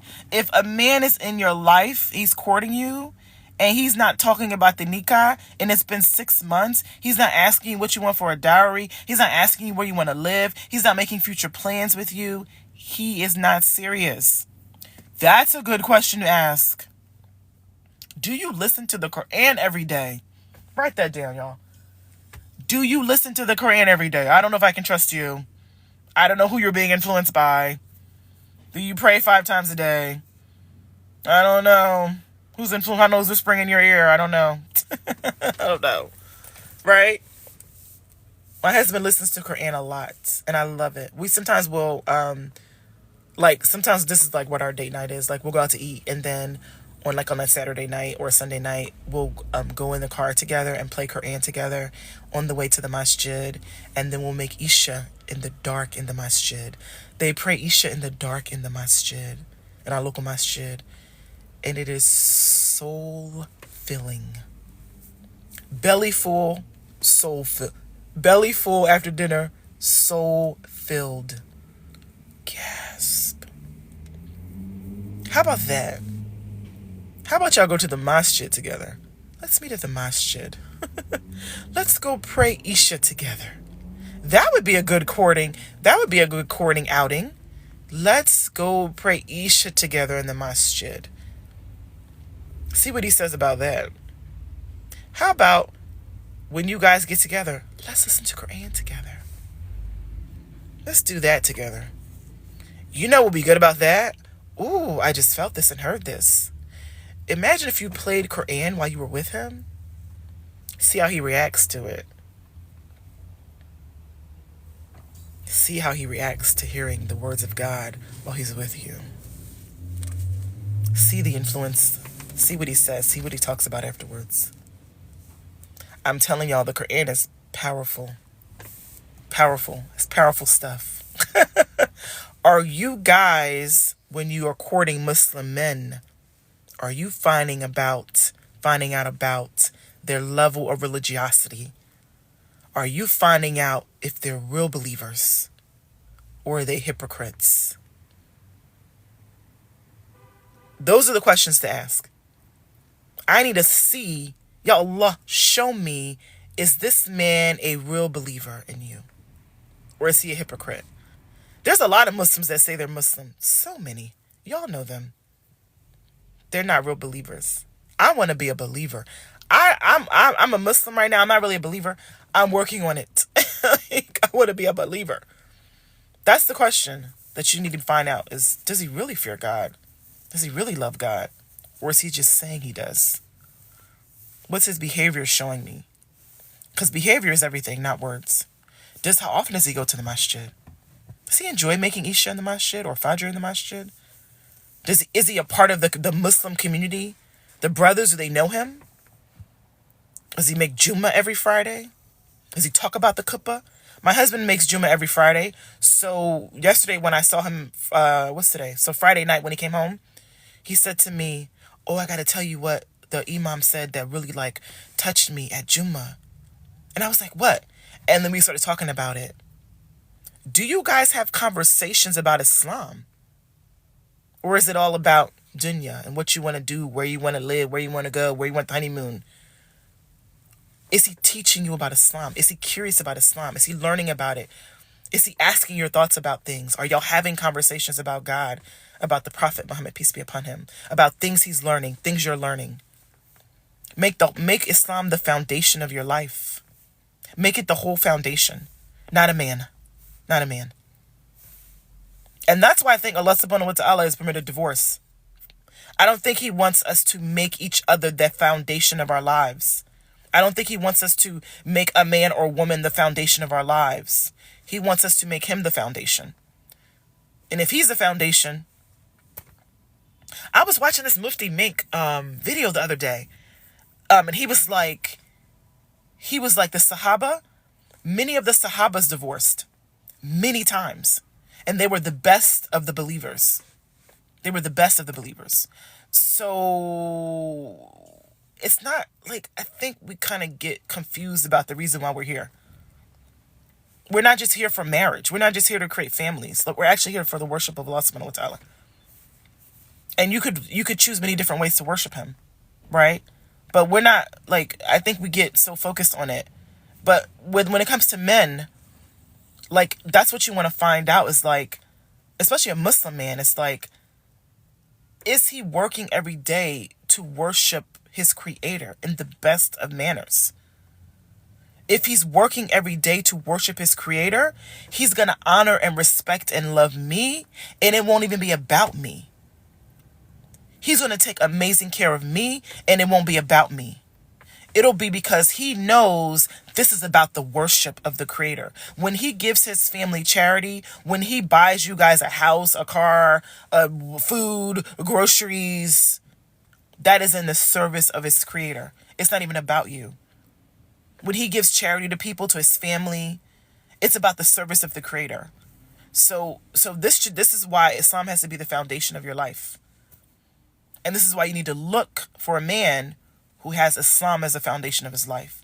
He's going to treat you in a certain way because he fears and loves God. Right? Let's see. Thank you. Thank you, sis. Thank you. What advice do you have for youth in their 20s that sometimes feel like they're behind? So who says you're behind? Is that Shaitan saying that? Is that Shaitan whispering in your ear? You're behind. Be worried. Be nervous. You're getting old. You're not married yet. You're getting old. Is that Shaitan's whispers? Or did God say you had to be married by a certain age? Who said that? Did your parents say it? And is Shaitan in your parents' ears saying, your daughter's getting old. She's not going to find a man.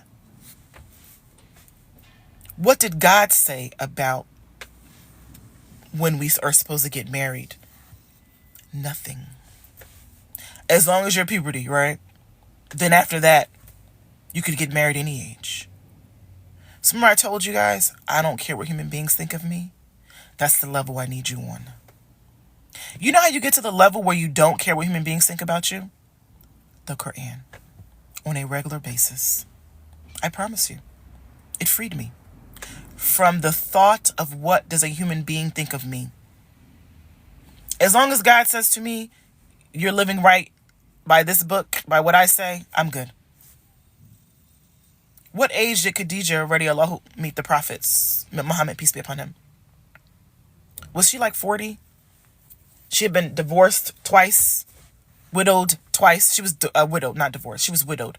Widowed twice, had children, and then her and the prophet married, right? So who's to say? Who's to say? And she was the greatest of women. So why do you think you have, in God's eyesight, he knows what's best for you? If you're supposed to get married at 35, 40, 50, or not at all, it is written. It's been written. It's already decreed. So the more that you are in a state of submission, which is what it means to be a Muslim, I submit to your will. The more you're in a state of submission about your life gets easier. I promise you. I love Allah. I love him so much. The more you get into a state of submission, your life gets easier. And he shows up and shows out for you. He may be waiting for you to submit. She's like, she hasn't really submitted yet. She hasn't submitted yet. He may be training you to understand what submission really means. He may be training you to learn to submit. Right. Tawakkul, to have trust in him. You know he's always training us. You know he says he's our teacher. Ar-Rashid, the greatest teacher. God is our teacher. He's the greatest teacher. That's why I love that my parents named me Rashida. I love it so. He is our teacher, and he's always teaching us something. What is he teaching you by what he's putting you through? What is he teaching? What have you learned? By waiting, by having patience, by submitting. What have you learned? Right? What have you learned? How do I deal with a friend cutting me off and making you the villain? Remember I told you, I don't care what a human being thinks of me. That's a human being. Will she be judging me on the last day? When I'm naked and afraid? Before my creator? Will she be there with me? No. So her opinion doesn't need to affect my life. Freedom. Put the Quran on. Promise y'all. You want to be free? Do you really want to be free? Listen to that book every day. You will stop caring what creation thinks. You will stop focusing on what creation thinks. You will start focusing on what does my creator think of me. Oh, I gotta make prayer. Oh, prayer's coming in. Oh yeah, okay. There's only really certain things I have to do every day. This is what I have to do every day. I have to make my 5 prayers every day. I have to eat. I have to feed myself so I can, eat every day. I have to live. I don't have to do anything else. Imagine that being the only thing on your calendar. Prayer, eat. I pick my kids up from school because they're still little. That's all I have to do. I have a very easy life because nothing else is in my head. I don't care what the sisters think. I don't care what my friends think. I don't care what my mom and my dad think. I don't have those thoughts in my head. And you know what Shaitan does, right? Because he knows your insecurities and your worries and your fears. He's in your ear like, your friend doesn't like you. Feel very sad. Feel very ashamed. Your friend, you don't have any friends. He's in there playing with your wounds, tap dancing. Girl, he is tap dancing on all your wounds. And you let him. You don't seek refuge. A'udhu billahi minash shaitanir rajim. Only what God thinks about me really matters. You don't challenge him. That's why he has you all discombobulated in your head. I challenge him every day. Did I just hear something negative that you just whispered in my ear? Okay, a'udhu billahi minash shaitanir rajim. Let me put on some Quran now, because I got to do what I know what to do with you. I know what to do with you. Because you can't listen to this book, so let me put on Quran so that I can have you away from me.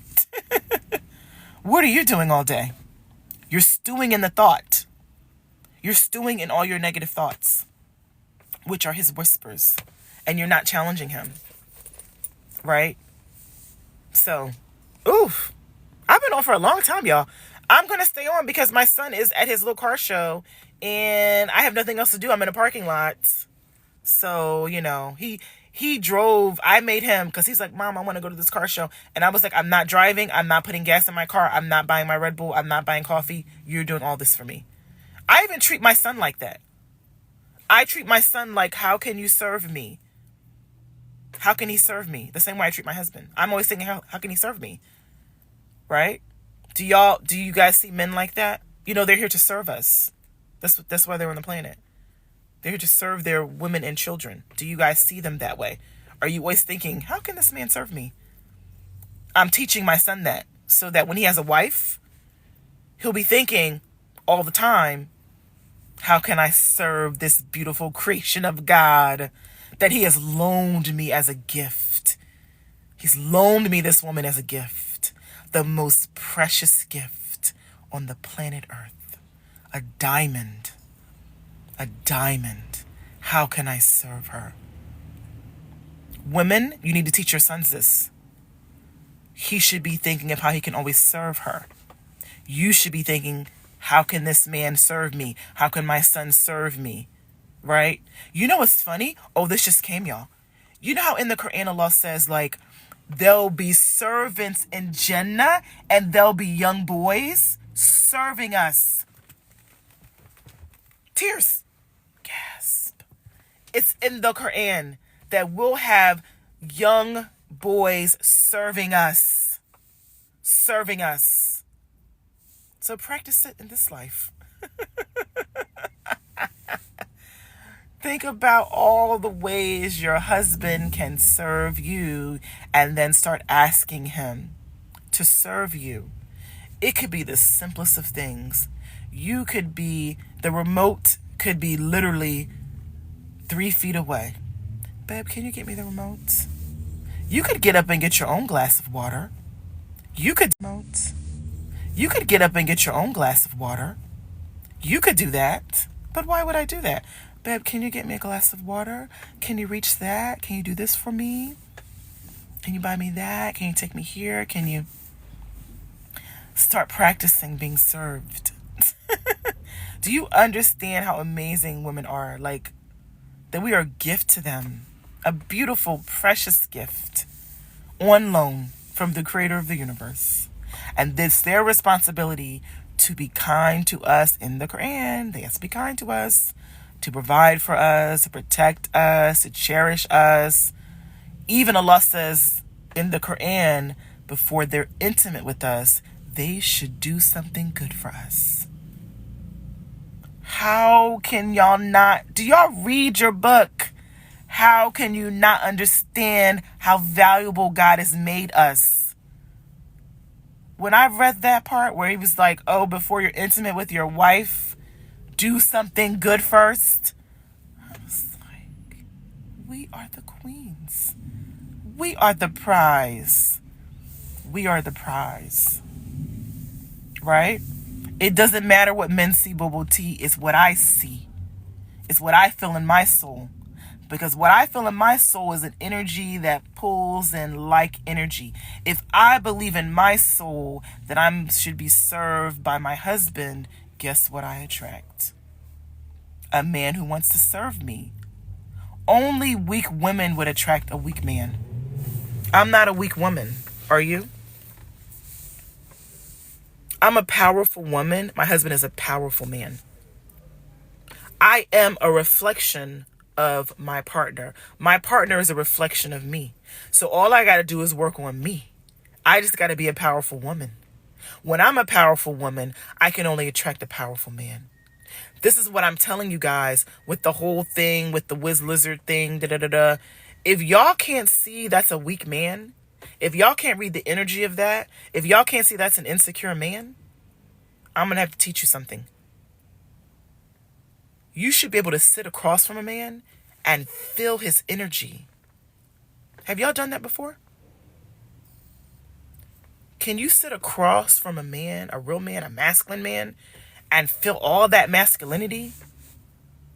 Or can you sit across from a feminine man and feel all that feminine energy and all that wounding? A feminine man is deeply wounded. Can y'all not feel that? Oh, I got some work to do with y'all. Oh, I got work to do. I can look at a feminine man. I can look at him and be like, dang, he's wounded. And a masculine woman is wounded as well. She's wounded. Because I know because I used to be her. That's why I know what it looks like and feels like. A masculine woman usually does not attract a man who will serve her because she has been taught she has to be strong. I'm so strong. Girl, I'm not strong anymore. I don't want to be strong. I'm soft. I'm tender. I'm light. I'm jolly. I'm not strong. That's why I have a strong man. I'm not strong. I don't want to be strong. But if you were taught as a little girl that you had to be strong and do everything by yourself and take care of yourself and no one's going to help you and no one's going to save you, no one's going to rescue you, no one's going to come to your aid, then you tend to attract men who are like that. So I don't want to be a strong woman. I'm a powerful woman. There's a difference. A powerful woman is a woman who knows her power. That's a different energy than I'm a strong woman. You will never ever hear me say I'm a strong woman. I don't want to be a strong woman. I'm like a little baby in my house. You should see me. I can't. Can you kill that for me? Can you get that for me? Can you do that for me? Can you change that for me? Can you move that for me? Oh, babe, I think my tire, I don't know. Somebody asked me the other day, like, do I know how to change oil? Do I know how to, or do I need an oil change? Or do I know how to do an oil change? I don't know how to change. I don't know what an oil is. I don't know any of that. I have a husband. When the light comes on, I'm like, babe, I think a sensor came on. And my BMW, a sensor came on or something. I don't know. You need to figure something out. I'm helpless around a masculine man. How you attract a masculine guy is to be in your feminine. Which is, I love being helped by men. I love being served. I'm always thinking of all the ways. How can I ask this man for assistance? Right? How can I do that? Ooh, who can I ask for help? Ooh, who can I ask for help now? Who can I get to help me right now to do this thing? Right? It's being okay with being soft. It's not trying to be strong. It's trying to get assistance and help. It's not working too hard. It's loving yourself. It's doing things you love every day for yourself. It's taking amazing care of yourself. Right? It's thinking you deserve to take amazing care of yourself. It's putting your own priority and needs and wants and desires first. It's figuring out who can help me. How can I get more help in my life? It's praying for it. Ya Allah, I need more help. Like the servants in Jannah who will be serving us. Do you think you'll be masculine or feminine in Jenna? I wonder. I can't wait to see the energy in Jenna. What will the energies be? If we're gonna have little boys, youth serving us, I wonder what our energy will be like. Just easy. I would think easy, breezy, flowy, light. Let's start practicing. Let's have a very easy energy, right? I don't work hard. I don't believe in hard work. I'm very lazy. I take naps. I like nature. I work part-time. I do things that I love every day. I take care of myself. I put my needs, wants, and desires first. I'm very my feminine. Very. And my husband's in this masculine. He's always thinking, how can I take care of her? What does she need? Before he comes home, he calls me. What do you need? Are you okay? Do you need anything? Even if I don't, I will make something up. Oh, can you get me a candy bar from the gas station? Or can you get me something? I don't care. I'll make something up. I'm always having him serve me. I'm doing it intentionally. Right? I used to do it to my dad. That's where I learned it. I learned it from my daddy. I was a daddy's girl. Oh, can you help me? That's where I learned it from. A lot of women didn't learn that from their fathers. Their fathers didn't cater to them. They didn't make them feel special. They didn't serve them. And so now they don't know what it feels like to have a man serve them. Right? These are the things you want to start to do, ladies. It's called practice. Practice makes perfect. Practice makes perfect. Today, go practice. It could be even...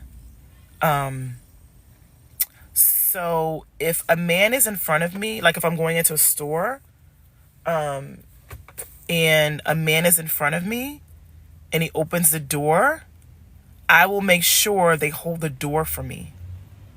Right? And what I find with hijab now is, because I've been wearing it for like a year and a half, is that men cater to me more when I'm wearing this. When I'm wearing it, what I notice, they hold doors open for me. They ask me if I need things. If they see me carrying something, do you need something? Like, I don't even like groceries. I don't carry groceries into my house. I always get a man to do it. Like my son, I'm training him now. I don't take trash out. I don't do anything that's like where I feel like a man could do it. I don't do it. Right? So I have learned to practice the art of having men serve me. And that's what you want to learn. They're here to serve us. It's why it's in our holy book. Right? They're here to serve us. And if you think the other way, you're going to attract a man that thinks that way. Oh, my wife is just here to serve me, and she's just here to take care of me and provide for me, and da, da, da. That's what you're gonna attract, because it's what you think, right? And a lot of women did grow up opposite. It's true. A lot of women did not see their fathers serving their mothers, right? Now, I don't mean like you serving your husband food, because I don't have an issue with that. I don't mind serving my husband food, but I mean he should be serving you in other ways. He should be catering to your needs, wants, and desires. And if you didn't see your father do that for your mother, it may look foreign to you. But you're an adult, so you get to create the life you want in spite of what you saw in childhood. Does that make sense? Yeah, I'm gonna put it on my YouTube, because this is a very long chat. So you guys go to my YouTube. It's Rashida Marriage Mindset Coach. And I'll put the recording on my YouTube, because this is going to be a very long recording. I've been on here since, I don't know, like, it's been an hour and a half at least. Oh, yeah, your dad made you get a job at 16? Yikes. So what you were taught is, I got to take care of myself. Yes. My dad made my brothers get jobs at 16. I was home chilling. I got a job when I went to college because I wanted to work. But I never had a job when I was living at home. So you were taught that I had to take care of myself. And now you're probably still doing that. So I want you to reprogram that part of yourself. I want you to write down on your bathroom mirror in red lipstick, because I want your mind, your subconscious to see it every day. I love being taken care of. I love it, girl. I love it. I love being taken care of. I mean it, Miriam. Write it down. Because over time, what's going to happen is it's going to change that limiting belief that you have to take care of yourself. I love being taken care of. My sisters-in-law are staying with us right now, and they will even tell you, Rashida loves being taken care of.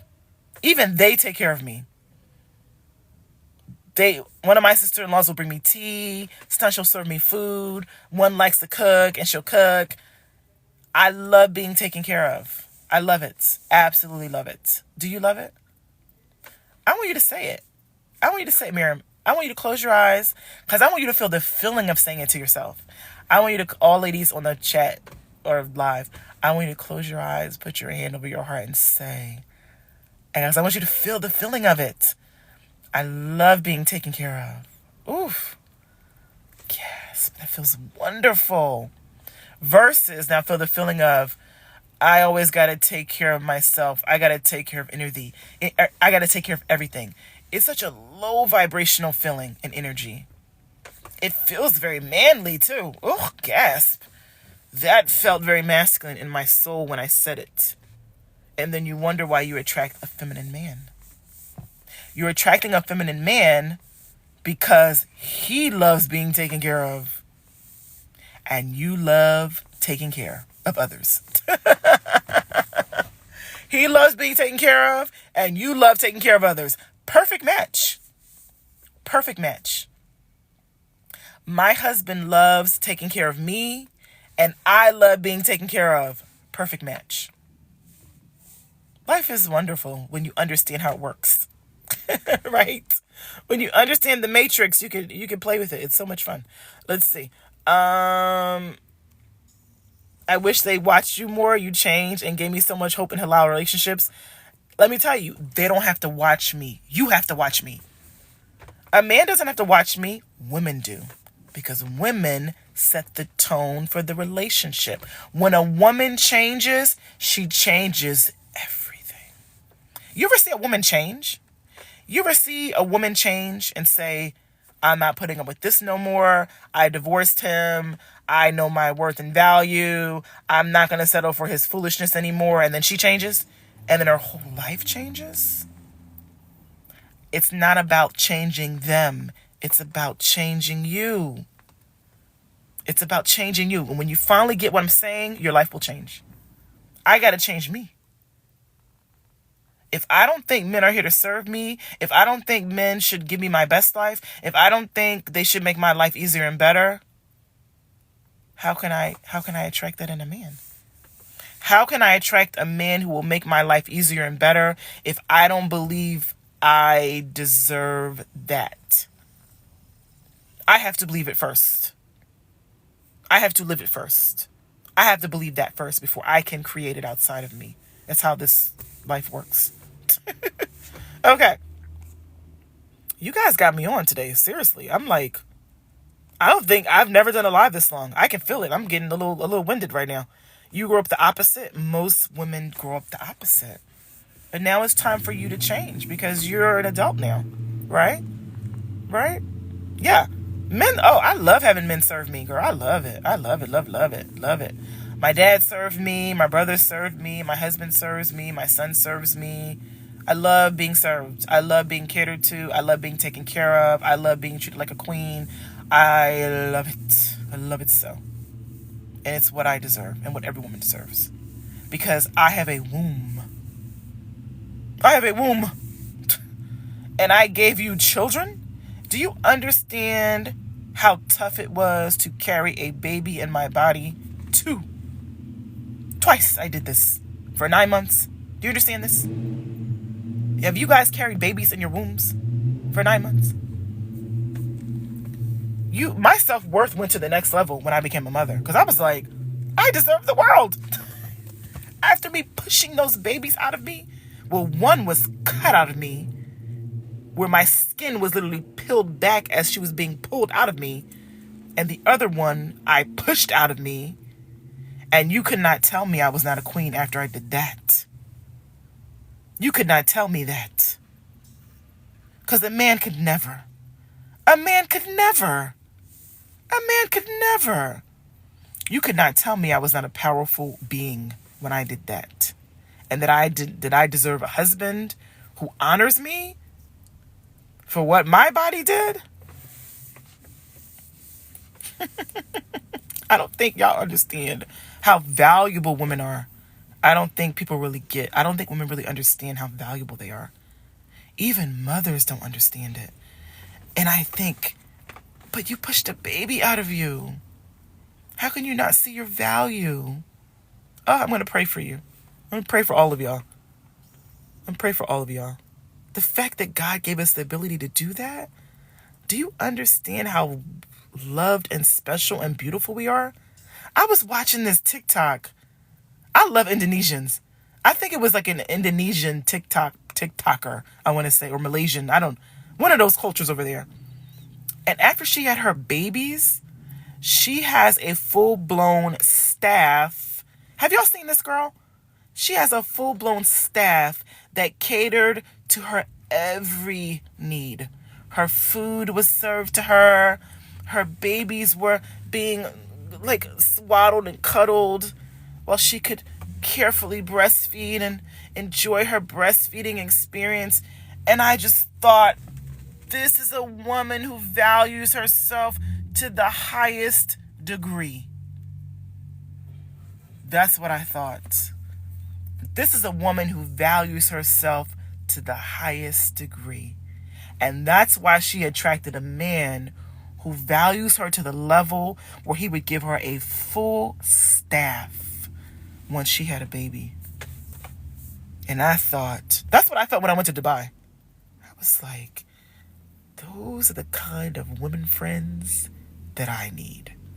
Because I want to know the mindset of that woman. I want to be her friend. I want to sit and kiki and have tea with her. When I went to Dubai and I saw these amazing, beautiful women fully covered, walking out of the Hermes with 3 and 4 bags, pulling up in their brand new Rolls Royces, I thought, what is the mindset of a woman like that? I gotta make I gotta make some friends like that. What do you think her mindset is? And when I went to Saudi and I sat and talked to Saudi women, and they had their nannies in the mall with them, and these were like doctors and lawyers, and they had private chefs, and they had a whole team, and I sat and talked to them. And even their energy is different. Even their energy was like screaming, I am valuable and I know it.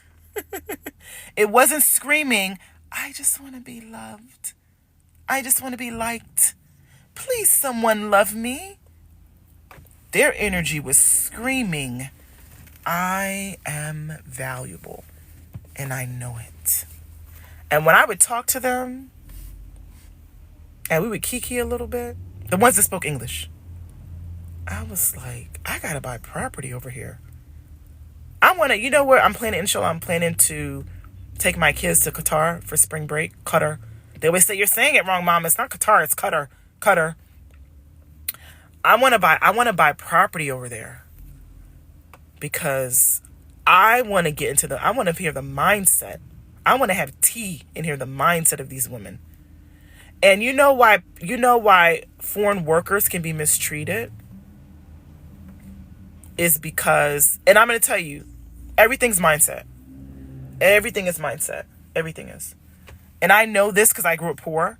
So I know a poverty mindset. I know what it is, and I know what it feels like and what it looks like.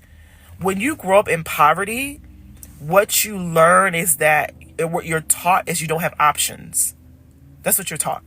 You're taught there's like one limited way for success, and you have limited options, and you have limited resources. I'm not poor anymore, but I grew up very poor. And when I worked with those multimillionaire business coaches, what they taught me was I had the power to create anything, but I had to change my mindset first. That's what I learned from them. And these are women who came from nothing as well. They grew up poor. And a poverty mindset has to be changed first.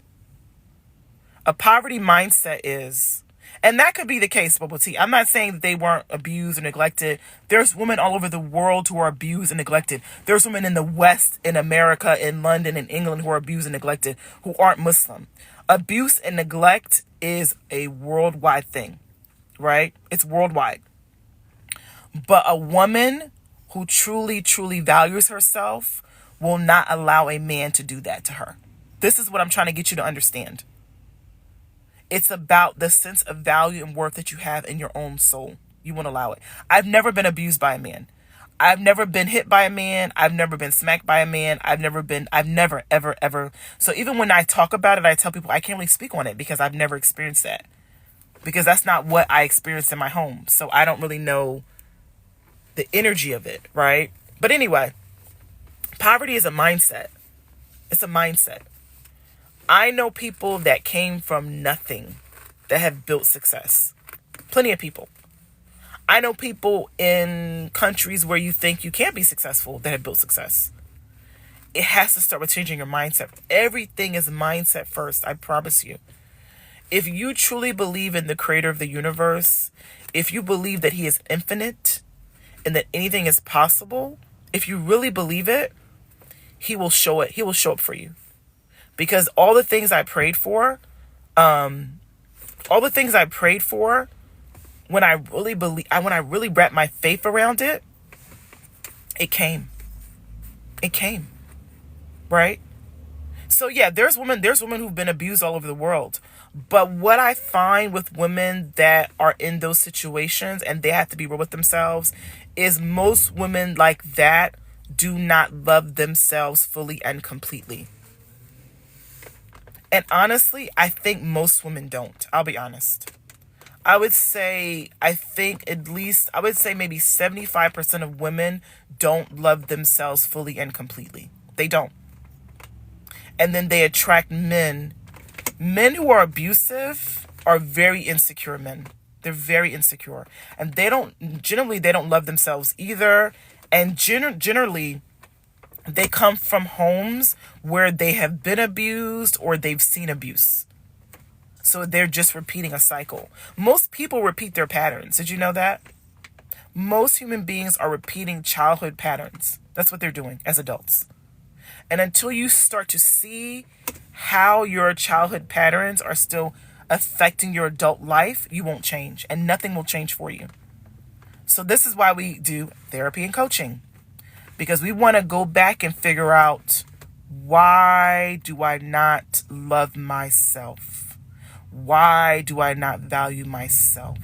Why did I allow this man into my life? Why did I not see the red flags? Why is my discernment radar off? We got to figure it out. Because if we don't, we keep attracting the same pattern in relationship. Have you noticed that? A woman will marry, get divorced, and then marry the same man all over again. A woman will be in a relationship with a man and then leave him and then get with the same kind of man again. It's because you haven't healed from the reason why you choose those type of men. It could be father wound. It could be brother wound. It could be, a whole bunch of different issues. But this is why therapy and coaching is so powerful. And this is why I've always invested in it. The woman that I am now is not who I was in my 20s. I was a shell of myself in my 20s. In my early 20s, I had very low self-esteem. And I allowed people to mistreat me, take advantage of me, manipulate me. And as I was building my self-worth up, you should see what comes into my life now.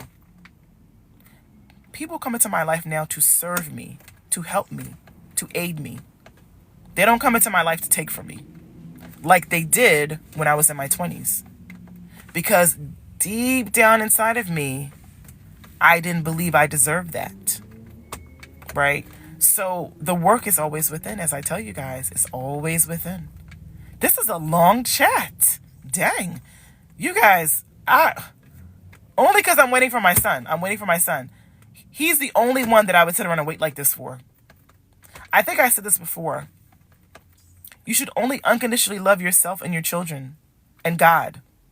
You shouldn't unconditionally love anything else, right? A man, a friend, nothing. That love should always be conditional, always. Right? Oh, you want me to keep going? Guys, she's like, keep going. You want me to keep going? You know, I'm going to put it, Kate, I'm going to put it on my YouTube channel. I can't put it on a TikTok because it's too long. I'll put the recording on my YouTube channel. So you guys need to go follow my YouTube. My YouTube is Rashida Marriage Mindset. Follow my YouTube. And I will put it on my YouTube so you guys can watch the whole thing. You guys have questions? Yeah, you know what? I actually know an Emirati woman who is married to an amazing man. So I don't like to stereotype people. We gotta stop stereotyping people. For real. Alopecia? I don't have alopecia. Alopecia? No. I don't have alopecia. I have a beautiful head of hair that is reserved for the sight of the man who takes amazing care of me. Why would I let any random man who is not paying my bills, putting me in a beautiful home, a beautiful car, helped me buy a business? Why would I let any man have access to my body? Duh. Women are weird.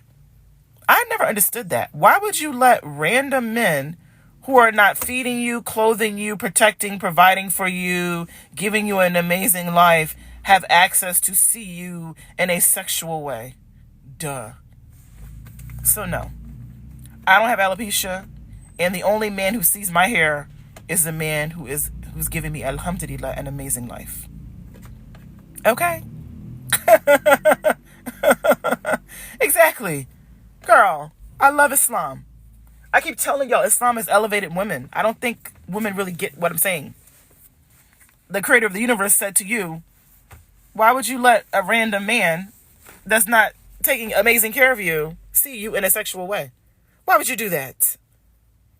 And then they wonder why their boyfriends leave them and they got baby daddies and da-da-da-da-da. It's because they don't value themselves. Right. They don't value themselves. Why would I have a baby with a man I'm not married to? Why would I have a baby by a man who's not giving me a dowry? Why would I do that? So I can have some money on the side. Or I can have money to start my business. Or I can have money to do other things with. Why would I do that? And you know what Shaitan does, right? He's so cunning. You know what Shaitan does? He has convinced women on this planet that their value isn't how they look. That's what he teaches them every day. Through ads, through advertising, through social media influencers, through social media. He's trying to convince women that their value isn't how they look and how thin they are and what their body looks like. And if their hair is perfectly coiffed today, if their hair is perfectly curled, if the wig lays just right, then a man will really take amazing care of you. He is so cunning. He got you, girl. He got you. If you have the perfect Asian hair on your wig, then a man is gonna treat you like a queen. Y'all need Islam and therapy. I promise you. The Muslim women that I know are treated like queens by their husbands. And these are women like myself who know their worth. And they know their worth has nothing to do with the wig on their head, the clothes on their body, the car they're in, the house they're in, the Gucci bag they have on their shoulder. They know. They know their real worth. Their worth is in the fact that they are a creation of the Most High God. That's why they're worthy. That's why I'm worthy. I've been created by God. Duh. I don't need anything. The things I have in my life that my husband has bought me, I don't need them for my worth. I like a nice car. It's fun. It's pretty. But it has nothing to do with my worth as a human being. Not one thing. But the society we live in tells us that. tells us you're not worthy unless you have a nice car, a nice home, beautiful bags in your closet, clothes, and then you follow all these social media influencers that show you their closets to make you feel this is what's required to be worthy, to have a man take amazing care of you. This is what's required. You have to have these things to feel good about yourself. Oh, ya Allah. It's a scam. It's a scam, y'all. Can y'all not see through it? Do y'all not see through it? Do you know why you're worthy? I did a video about this. I got so many TikToks about this. Hope you guys are watching my content. Do you look at your fingerprint every day? There's no creation that has your fingerprint, that ever will, that ever has, that ever will have it. That means you are a special creation of the Most High God. That's why I'm worthy. That's why I deserve an amazing life. This life and the next life. Allah says it. Pray for the good of this life and the next life. I deserve good in both. Do you believe that? Or do you believe I gotta be a certain weight, a certain skin color? Let me go bleach my skin so I'm lighter. So I gotta have a certain wig length down my back. I gotta have certain bags in my closet. Then I'm worthy. It's lies from the pits of hell. I promise you, it came from the pits of hell, and the great deceiver is lying to y'all. Right? I don't gotta be careful of men. I love me and respect me and value me. Men gotta be careful of me. They gotta be careful of me because my discernment radar is on 20,000%. I told y'all, I feel energy. I read energy. I can look at people's behavior and tell you how they feel about themselves. I can look at a man's behavior. I can look at his track record. I can tell you how he feels about himself. I can look at his face. I can look at his energy. I can feel him and tell you how he feels about himself. I can see him walk into a room and tell you how he feels about himself. Oh, I'm going to teach you all right. If you stick with me, you're going to be a different person. Exactly. Don't be deceived by words, money, and looks. It's actions. It's his behavior that tells you who he is. Amani said, adopt me. Girl, where do you live? I may have to. I love you guys. You guys crack me up. She said, adopt me. Okay. A man's behavior, his past behavior, his current behavior will tell you who he is, not his words. Y'all need to start laughing at their words. You need to start laughing in his face at his words. I promise you. Look at his behavior. Look at his behavior. It's not hard to assess. I'm going to tell you why it's not hard to assess. When you love yourself and you value yourself more than any man, you will always put yourself first. More than any man, you will always put yourself first. I am my phone, and I feel like, let me see. Did my son take my keys? Y'all. Oh my God. Oh no, he left my keys. Okay, good. I was saying, let's put the charger in, y'all. Now, when the phone dies, that's it, y'all.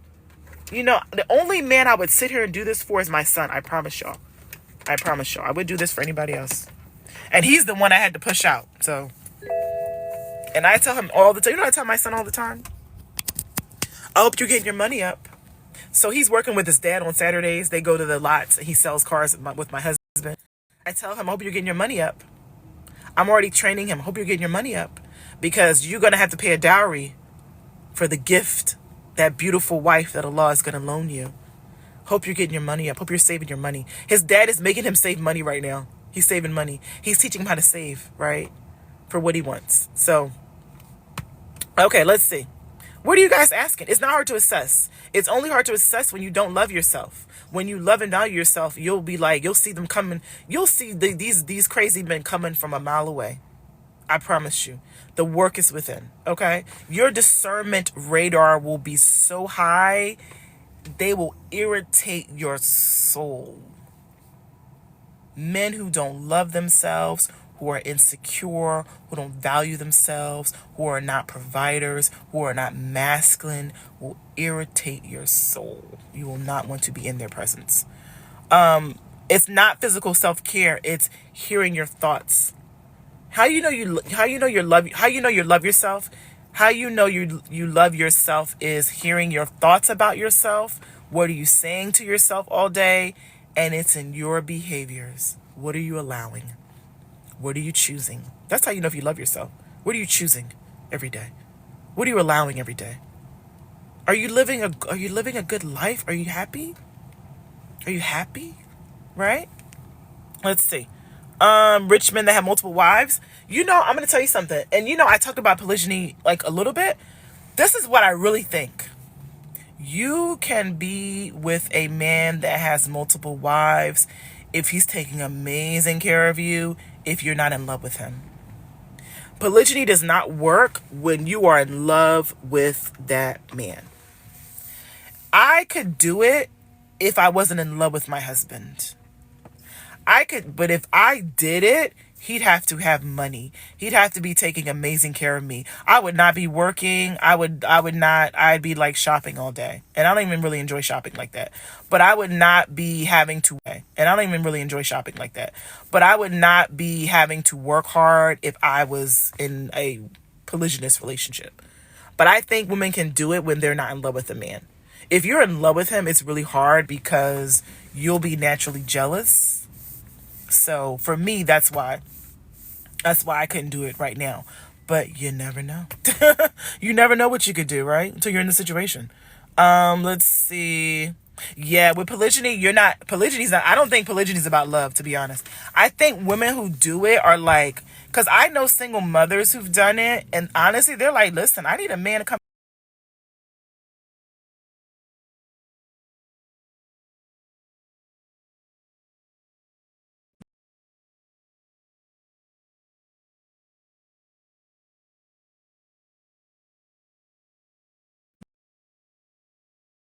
pay.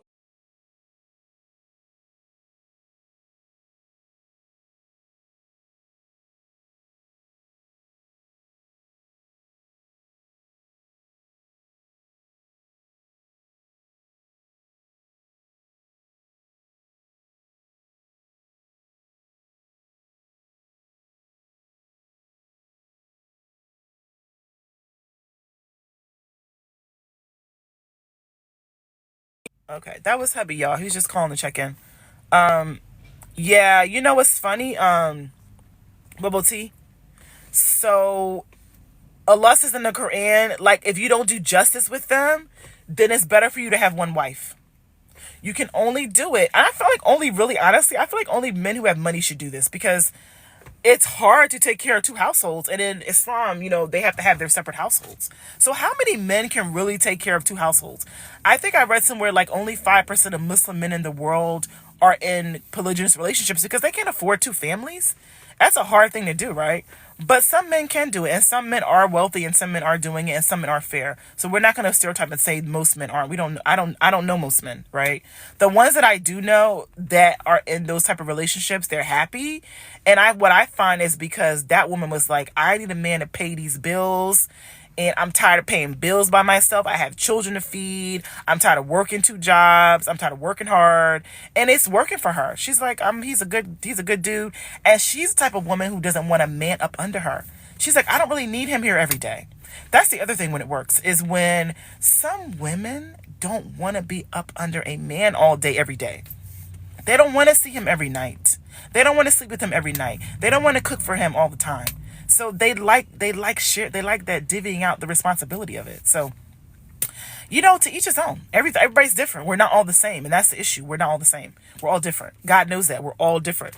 Not all men are polygamous, and not all men are monogamous. So men are different. Women are different. And I think Allah subhanahu wa ta'ala, in his infinite wisdom, has created different scenarios for different type of people. Right? Let's see. Does 2 people that have self-love and selfish with themselves make a healthy relationship?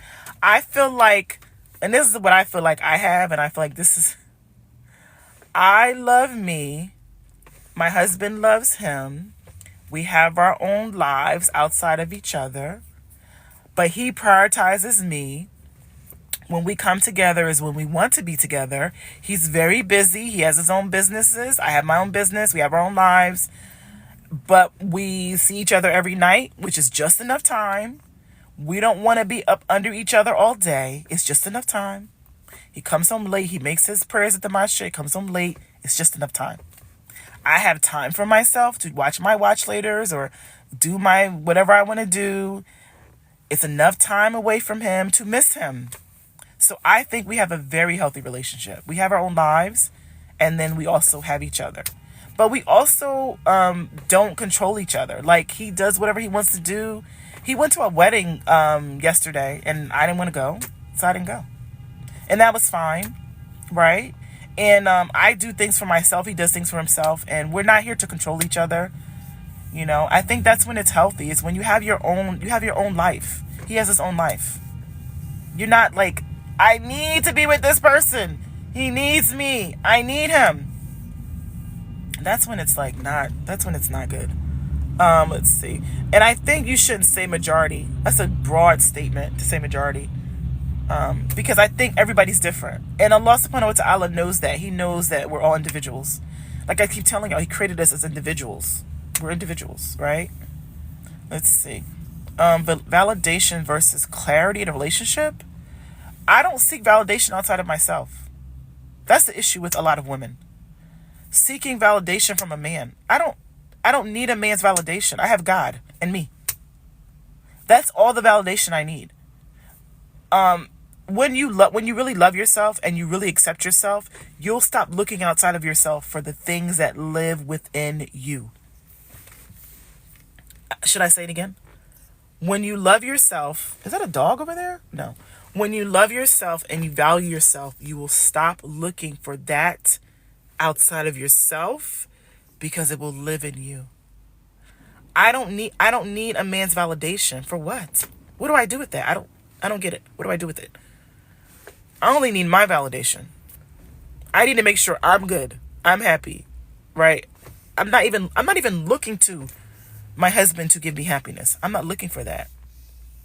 Right? That's not really his job. My job is to make me happy. Right? That's my job.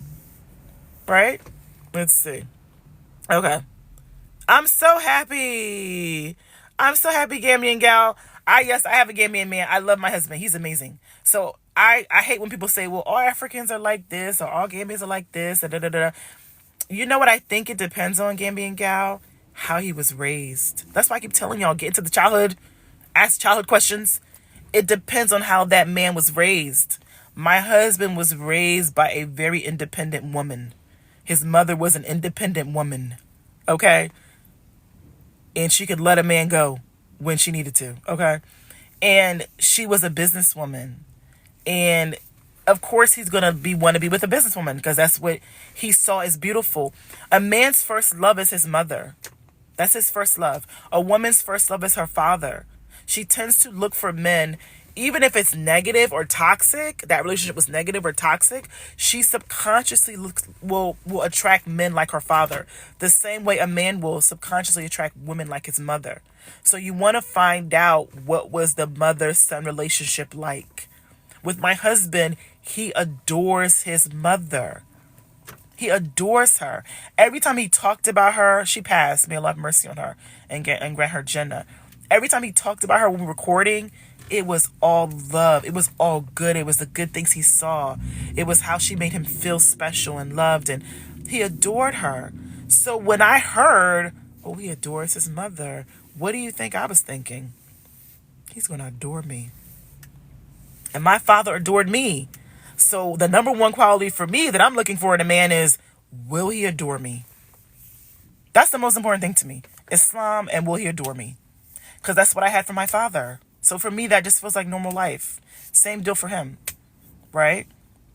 He adored his mother. So of course he's going to adore his wife. Do you guys get into those questions around mother-son relationship? What was it like? If he doesn't love his mother, if he doesn't respect his mother, if he doesn't adore his mother, and also he saw his mother live a difficult life, So he was always thinking when he was a kid, how can I make my mom's life easier? He was thinking that as a child. I want to make her life easier and better. So guess what he thinks about his wife's life? Guess what he's thinking? It's his subconscious programming. It's his pattern. He's always thinking, how can I make my wife's life easier and better? This is what y'all want to be looking for, right? Oh, I'm not strong at all, boo-boo tea. I don't believe I'm powerful. I'm not strong. I don't want to be strong. Let a man be strong. I'm soft and tender. I'm soft and tender inside. I'm not strong. Let's see. Your husband criticizes your cooking? You are better than me, girl. So I wouldn't be cooking it. So when I first met my husband, I tried to cook one of those Gambian dishes that take like 4 hours to make. And I like wrecked it. It was like horrible. And he laughed and he was like, yeah, you don't have to try that again. And I probably have cooked one Gambian dish since then in 20 years of marriage. So if you're going to criticize me and not make me feel good about it, I'm not going to do it. I'm not going to do it. And the thing you can do, Rookie, if you don't want to stop cooking for him is to help to make you feel better about it. Look at it as an act of service for God. That's the only way you're going to be able to deal with it and it not hurt you. Is even though he may not like it, you're doing it as an act of charity, and don't even do it for him. Because you're getting blessed and you're getting rewarded because you're doing something nice for him, even though he may not like it or whatever, right? Don't, that's the other thing about Islam that I love is like, we're not doing acts of charity for human beings. We're doing acts of charity for our own souls, and we're doing them for the creator of the universe. And when you start thinking that way, it just makes things easier. It makes things feel easier. Like I don't enjoy cooking. Like some women enjoy, I don't enjoy it. So I probably cook only maybe 2 nights. I don't enjoy it. So I probably cook only maybe 2 nights a week. What changed my mind around it was whenever I started, I would say Bismillah, and I would remind myself, oh, this is an act of service for my family, and I'm getting blessed through this. I'm getting rewarded through this. This is charity. I'm doing this for Allah subhanahu wa ta'ala. And then for some reason, I started to enjoy it. So I think that's a good way to think about things maybe that are hard or difficult for you, is that you're getting a blessing out of it. And inshallah, Allah will reward you in this life and the next life for the good that you do for others. Okay? Let's see. I got 18%, y'all. When my phone dies, I'm charging it, but the charger in the car is not good. So when my phone dies, I'm off, and I'll put this on I'll put this on my YouTube channel. Let's see. Yeah. Some women like my sister-in-law loves to cook. She's an amazing cook and she loves to cook. Some women don't. I cook, like I said, I cook maybe 2 nights a week, and then we eat out. Or my sister-in-law cooks. But when I do it now, I think about it differently. I think, oh, this is benefiting my family. This is helping my family. And Allah subhanahu wa ta'ala will bless me because I'm giving charity. Cooking for people is an act of charity. Feeding hungry people, isn't that in the Quran? Feeding hungry people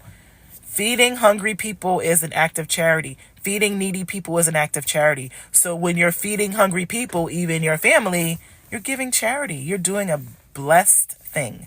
Okay? Let's see. Any questions, y'all? Questions, concerns? Yeah, how a man is raised. Ya Allah. Gasp. How a man is raised is everything. Just like how you're raised is everything. Have you thought about how you were raised? Right? Exactly. Yep. Exactly. A lot of parents will raise their daughters to be wives, but they won't raise their sons to be husbands. I'm raising my son to be a husband now. I'm raising him to be a husband. Now. I'm raising him to be a husband. Right? I'm already telling him, and he's 15, like, you need to make sure you're saving money for the dowry. You need to make sure I'm trying to make sure he's thinking about his future with taking care of a woman. You have to take care of a wife. So you have to make sure when you take over your dad's business that you do well, because you're going to have a family to take care of, right? I'm telling him that already. So you're right. They don't always teach their sons how to be husbands. But the only thing you can do, this is how I feel about family, is like, we can't change how we were raised. We can't change how we grew up. We can break the generational trauma and dysfunction. We can break it with us. It starts with us. How my kids are being raised now is now how I was raised. So I've broken it with me. And then how my kids will be raised how my kids will raise their kids will be different, right? So we can't change the past. We can only be different in the future. We can only decide to be different in the present. Okay. Let's see. This is a live one, y'all. Y'all got me in here all day. Let's see. I think I'm getting ready to go, y'all. I'm starting to feel a little like, okay, that's a lot of energy I gave today. That was a lot of energy, but I give it with love. I guess I don't do this for money because I have another business that makes money. So I'm not doing this for money. I do offer coaching, but I charge for my coaching because I want you to start investing in your own well-being. I want you to start to be okay with investing in your own growth and healing. I've invested thousands and thousands of dollars to become the woman that I am now. And it wasn't about the outside. It wasn't about, oh, I have nice clothes and I'm really cute and my makeup is perfect, my hair, my wigs are like, that wasn't what it was. It was all the internal work that made me who I am. I tell you, I had very low self-esteem in my 20s, early 20s. So I know what a lot of women struggle with. I know how they feel. I can read their energy. I know it. I used to live it. So what I speak is from personal experience. I grew up in a dysfunctional home, all types of stuff, right? Grew up in poverty. But I've done a lot of work on myself, women. Internal work. I've done inner child work. I've done all types of work. Therapy, coaching, everything. Okay?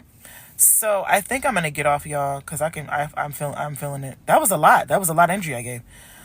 Paying thousands of euros for confidence coaching. I think you gotta understand what the money is really about.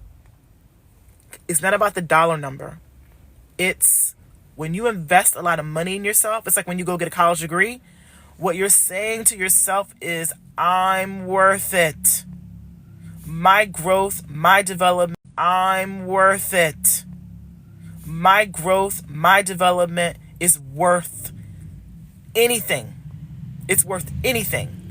And that will in itself up-level your self-worth. One time I spent like $16,000 on a coach. The most I spent was like, at one time was like $16,000. But after that I was different. You know why? It wasn't just her coaching. It was, I deserve to spend $16,000 on myself to make sure I'm my best self, that I'm living my best life. I deserve it. And my income grew the next year. My income grew the next year. The more I've invested in myself, my income has grown. And what money really is, and I think a lot of people don't really know this, is like when you give money for anything, when you buy something, when you give charity, if you give it with the energy of scarcity and lack, it will not come back to you. If you give it with the energy of, this is for something good, this is going to help somebody else, or it's going to help me, this is for a benefit for someone's life or for my life, it will be multiplied and come back to you. So you have to make sure you're giving it with the right intention. Everything's about intention, as you Muslims know. Everything's about our intention. So you have to do things with the right intention for you to be rewarded as a result of giving it. Okay? So I'm going to head off, y'all. I'm tired now. It's been a lot. It's been a day. I've been on here for it's 11 o'clock, y'all. I've been on here for 2 hours. So I'm going to put this on my YouTube. Follow me on my YouTube channel, Rashida Gaye Marriage Mindset, Rashida Marriage Mindset Coach. Go to my website. It's RashidaGaye.com. And I send you guys love, massive love as always. Work on your self-love and self-worth. Stop looking outside of yourself and blaming others. You have the power within yourself to change. I promise you, because I've done it. So I know it's possible. Okay? All right, my Slims.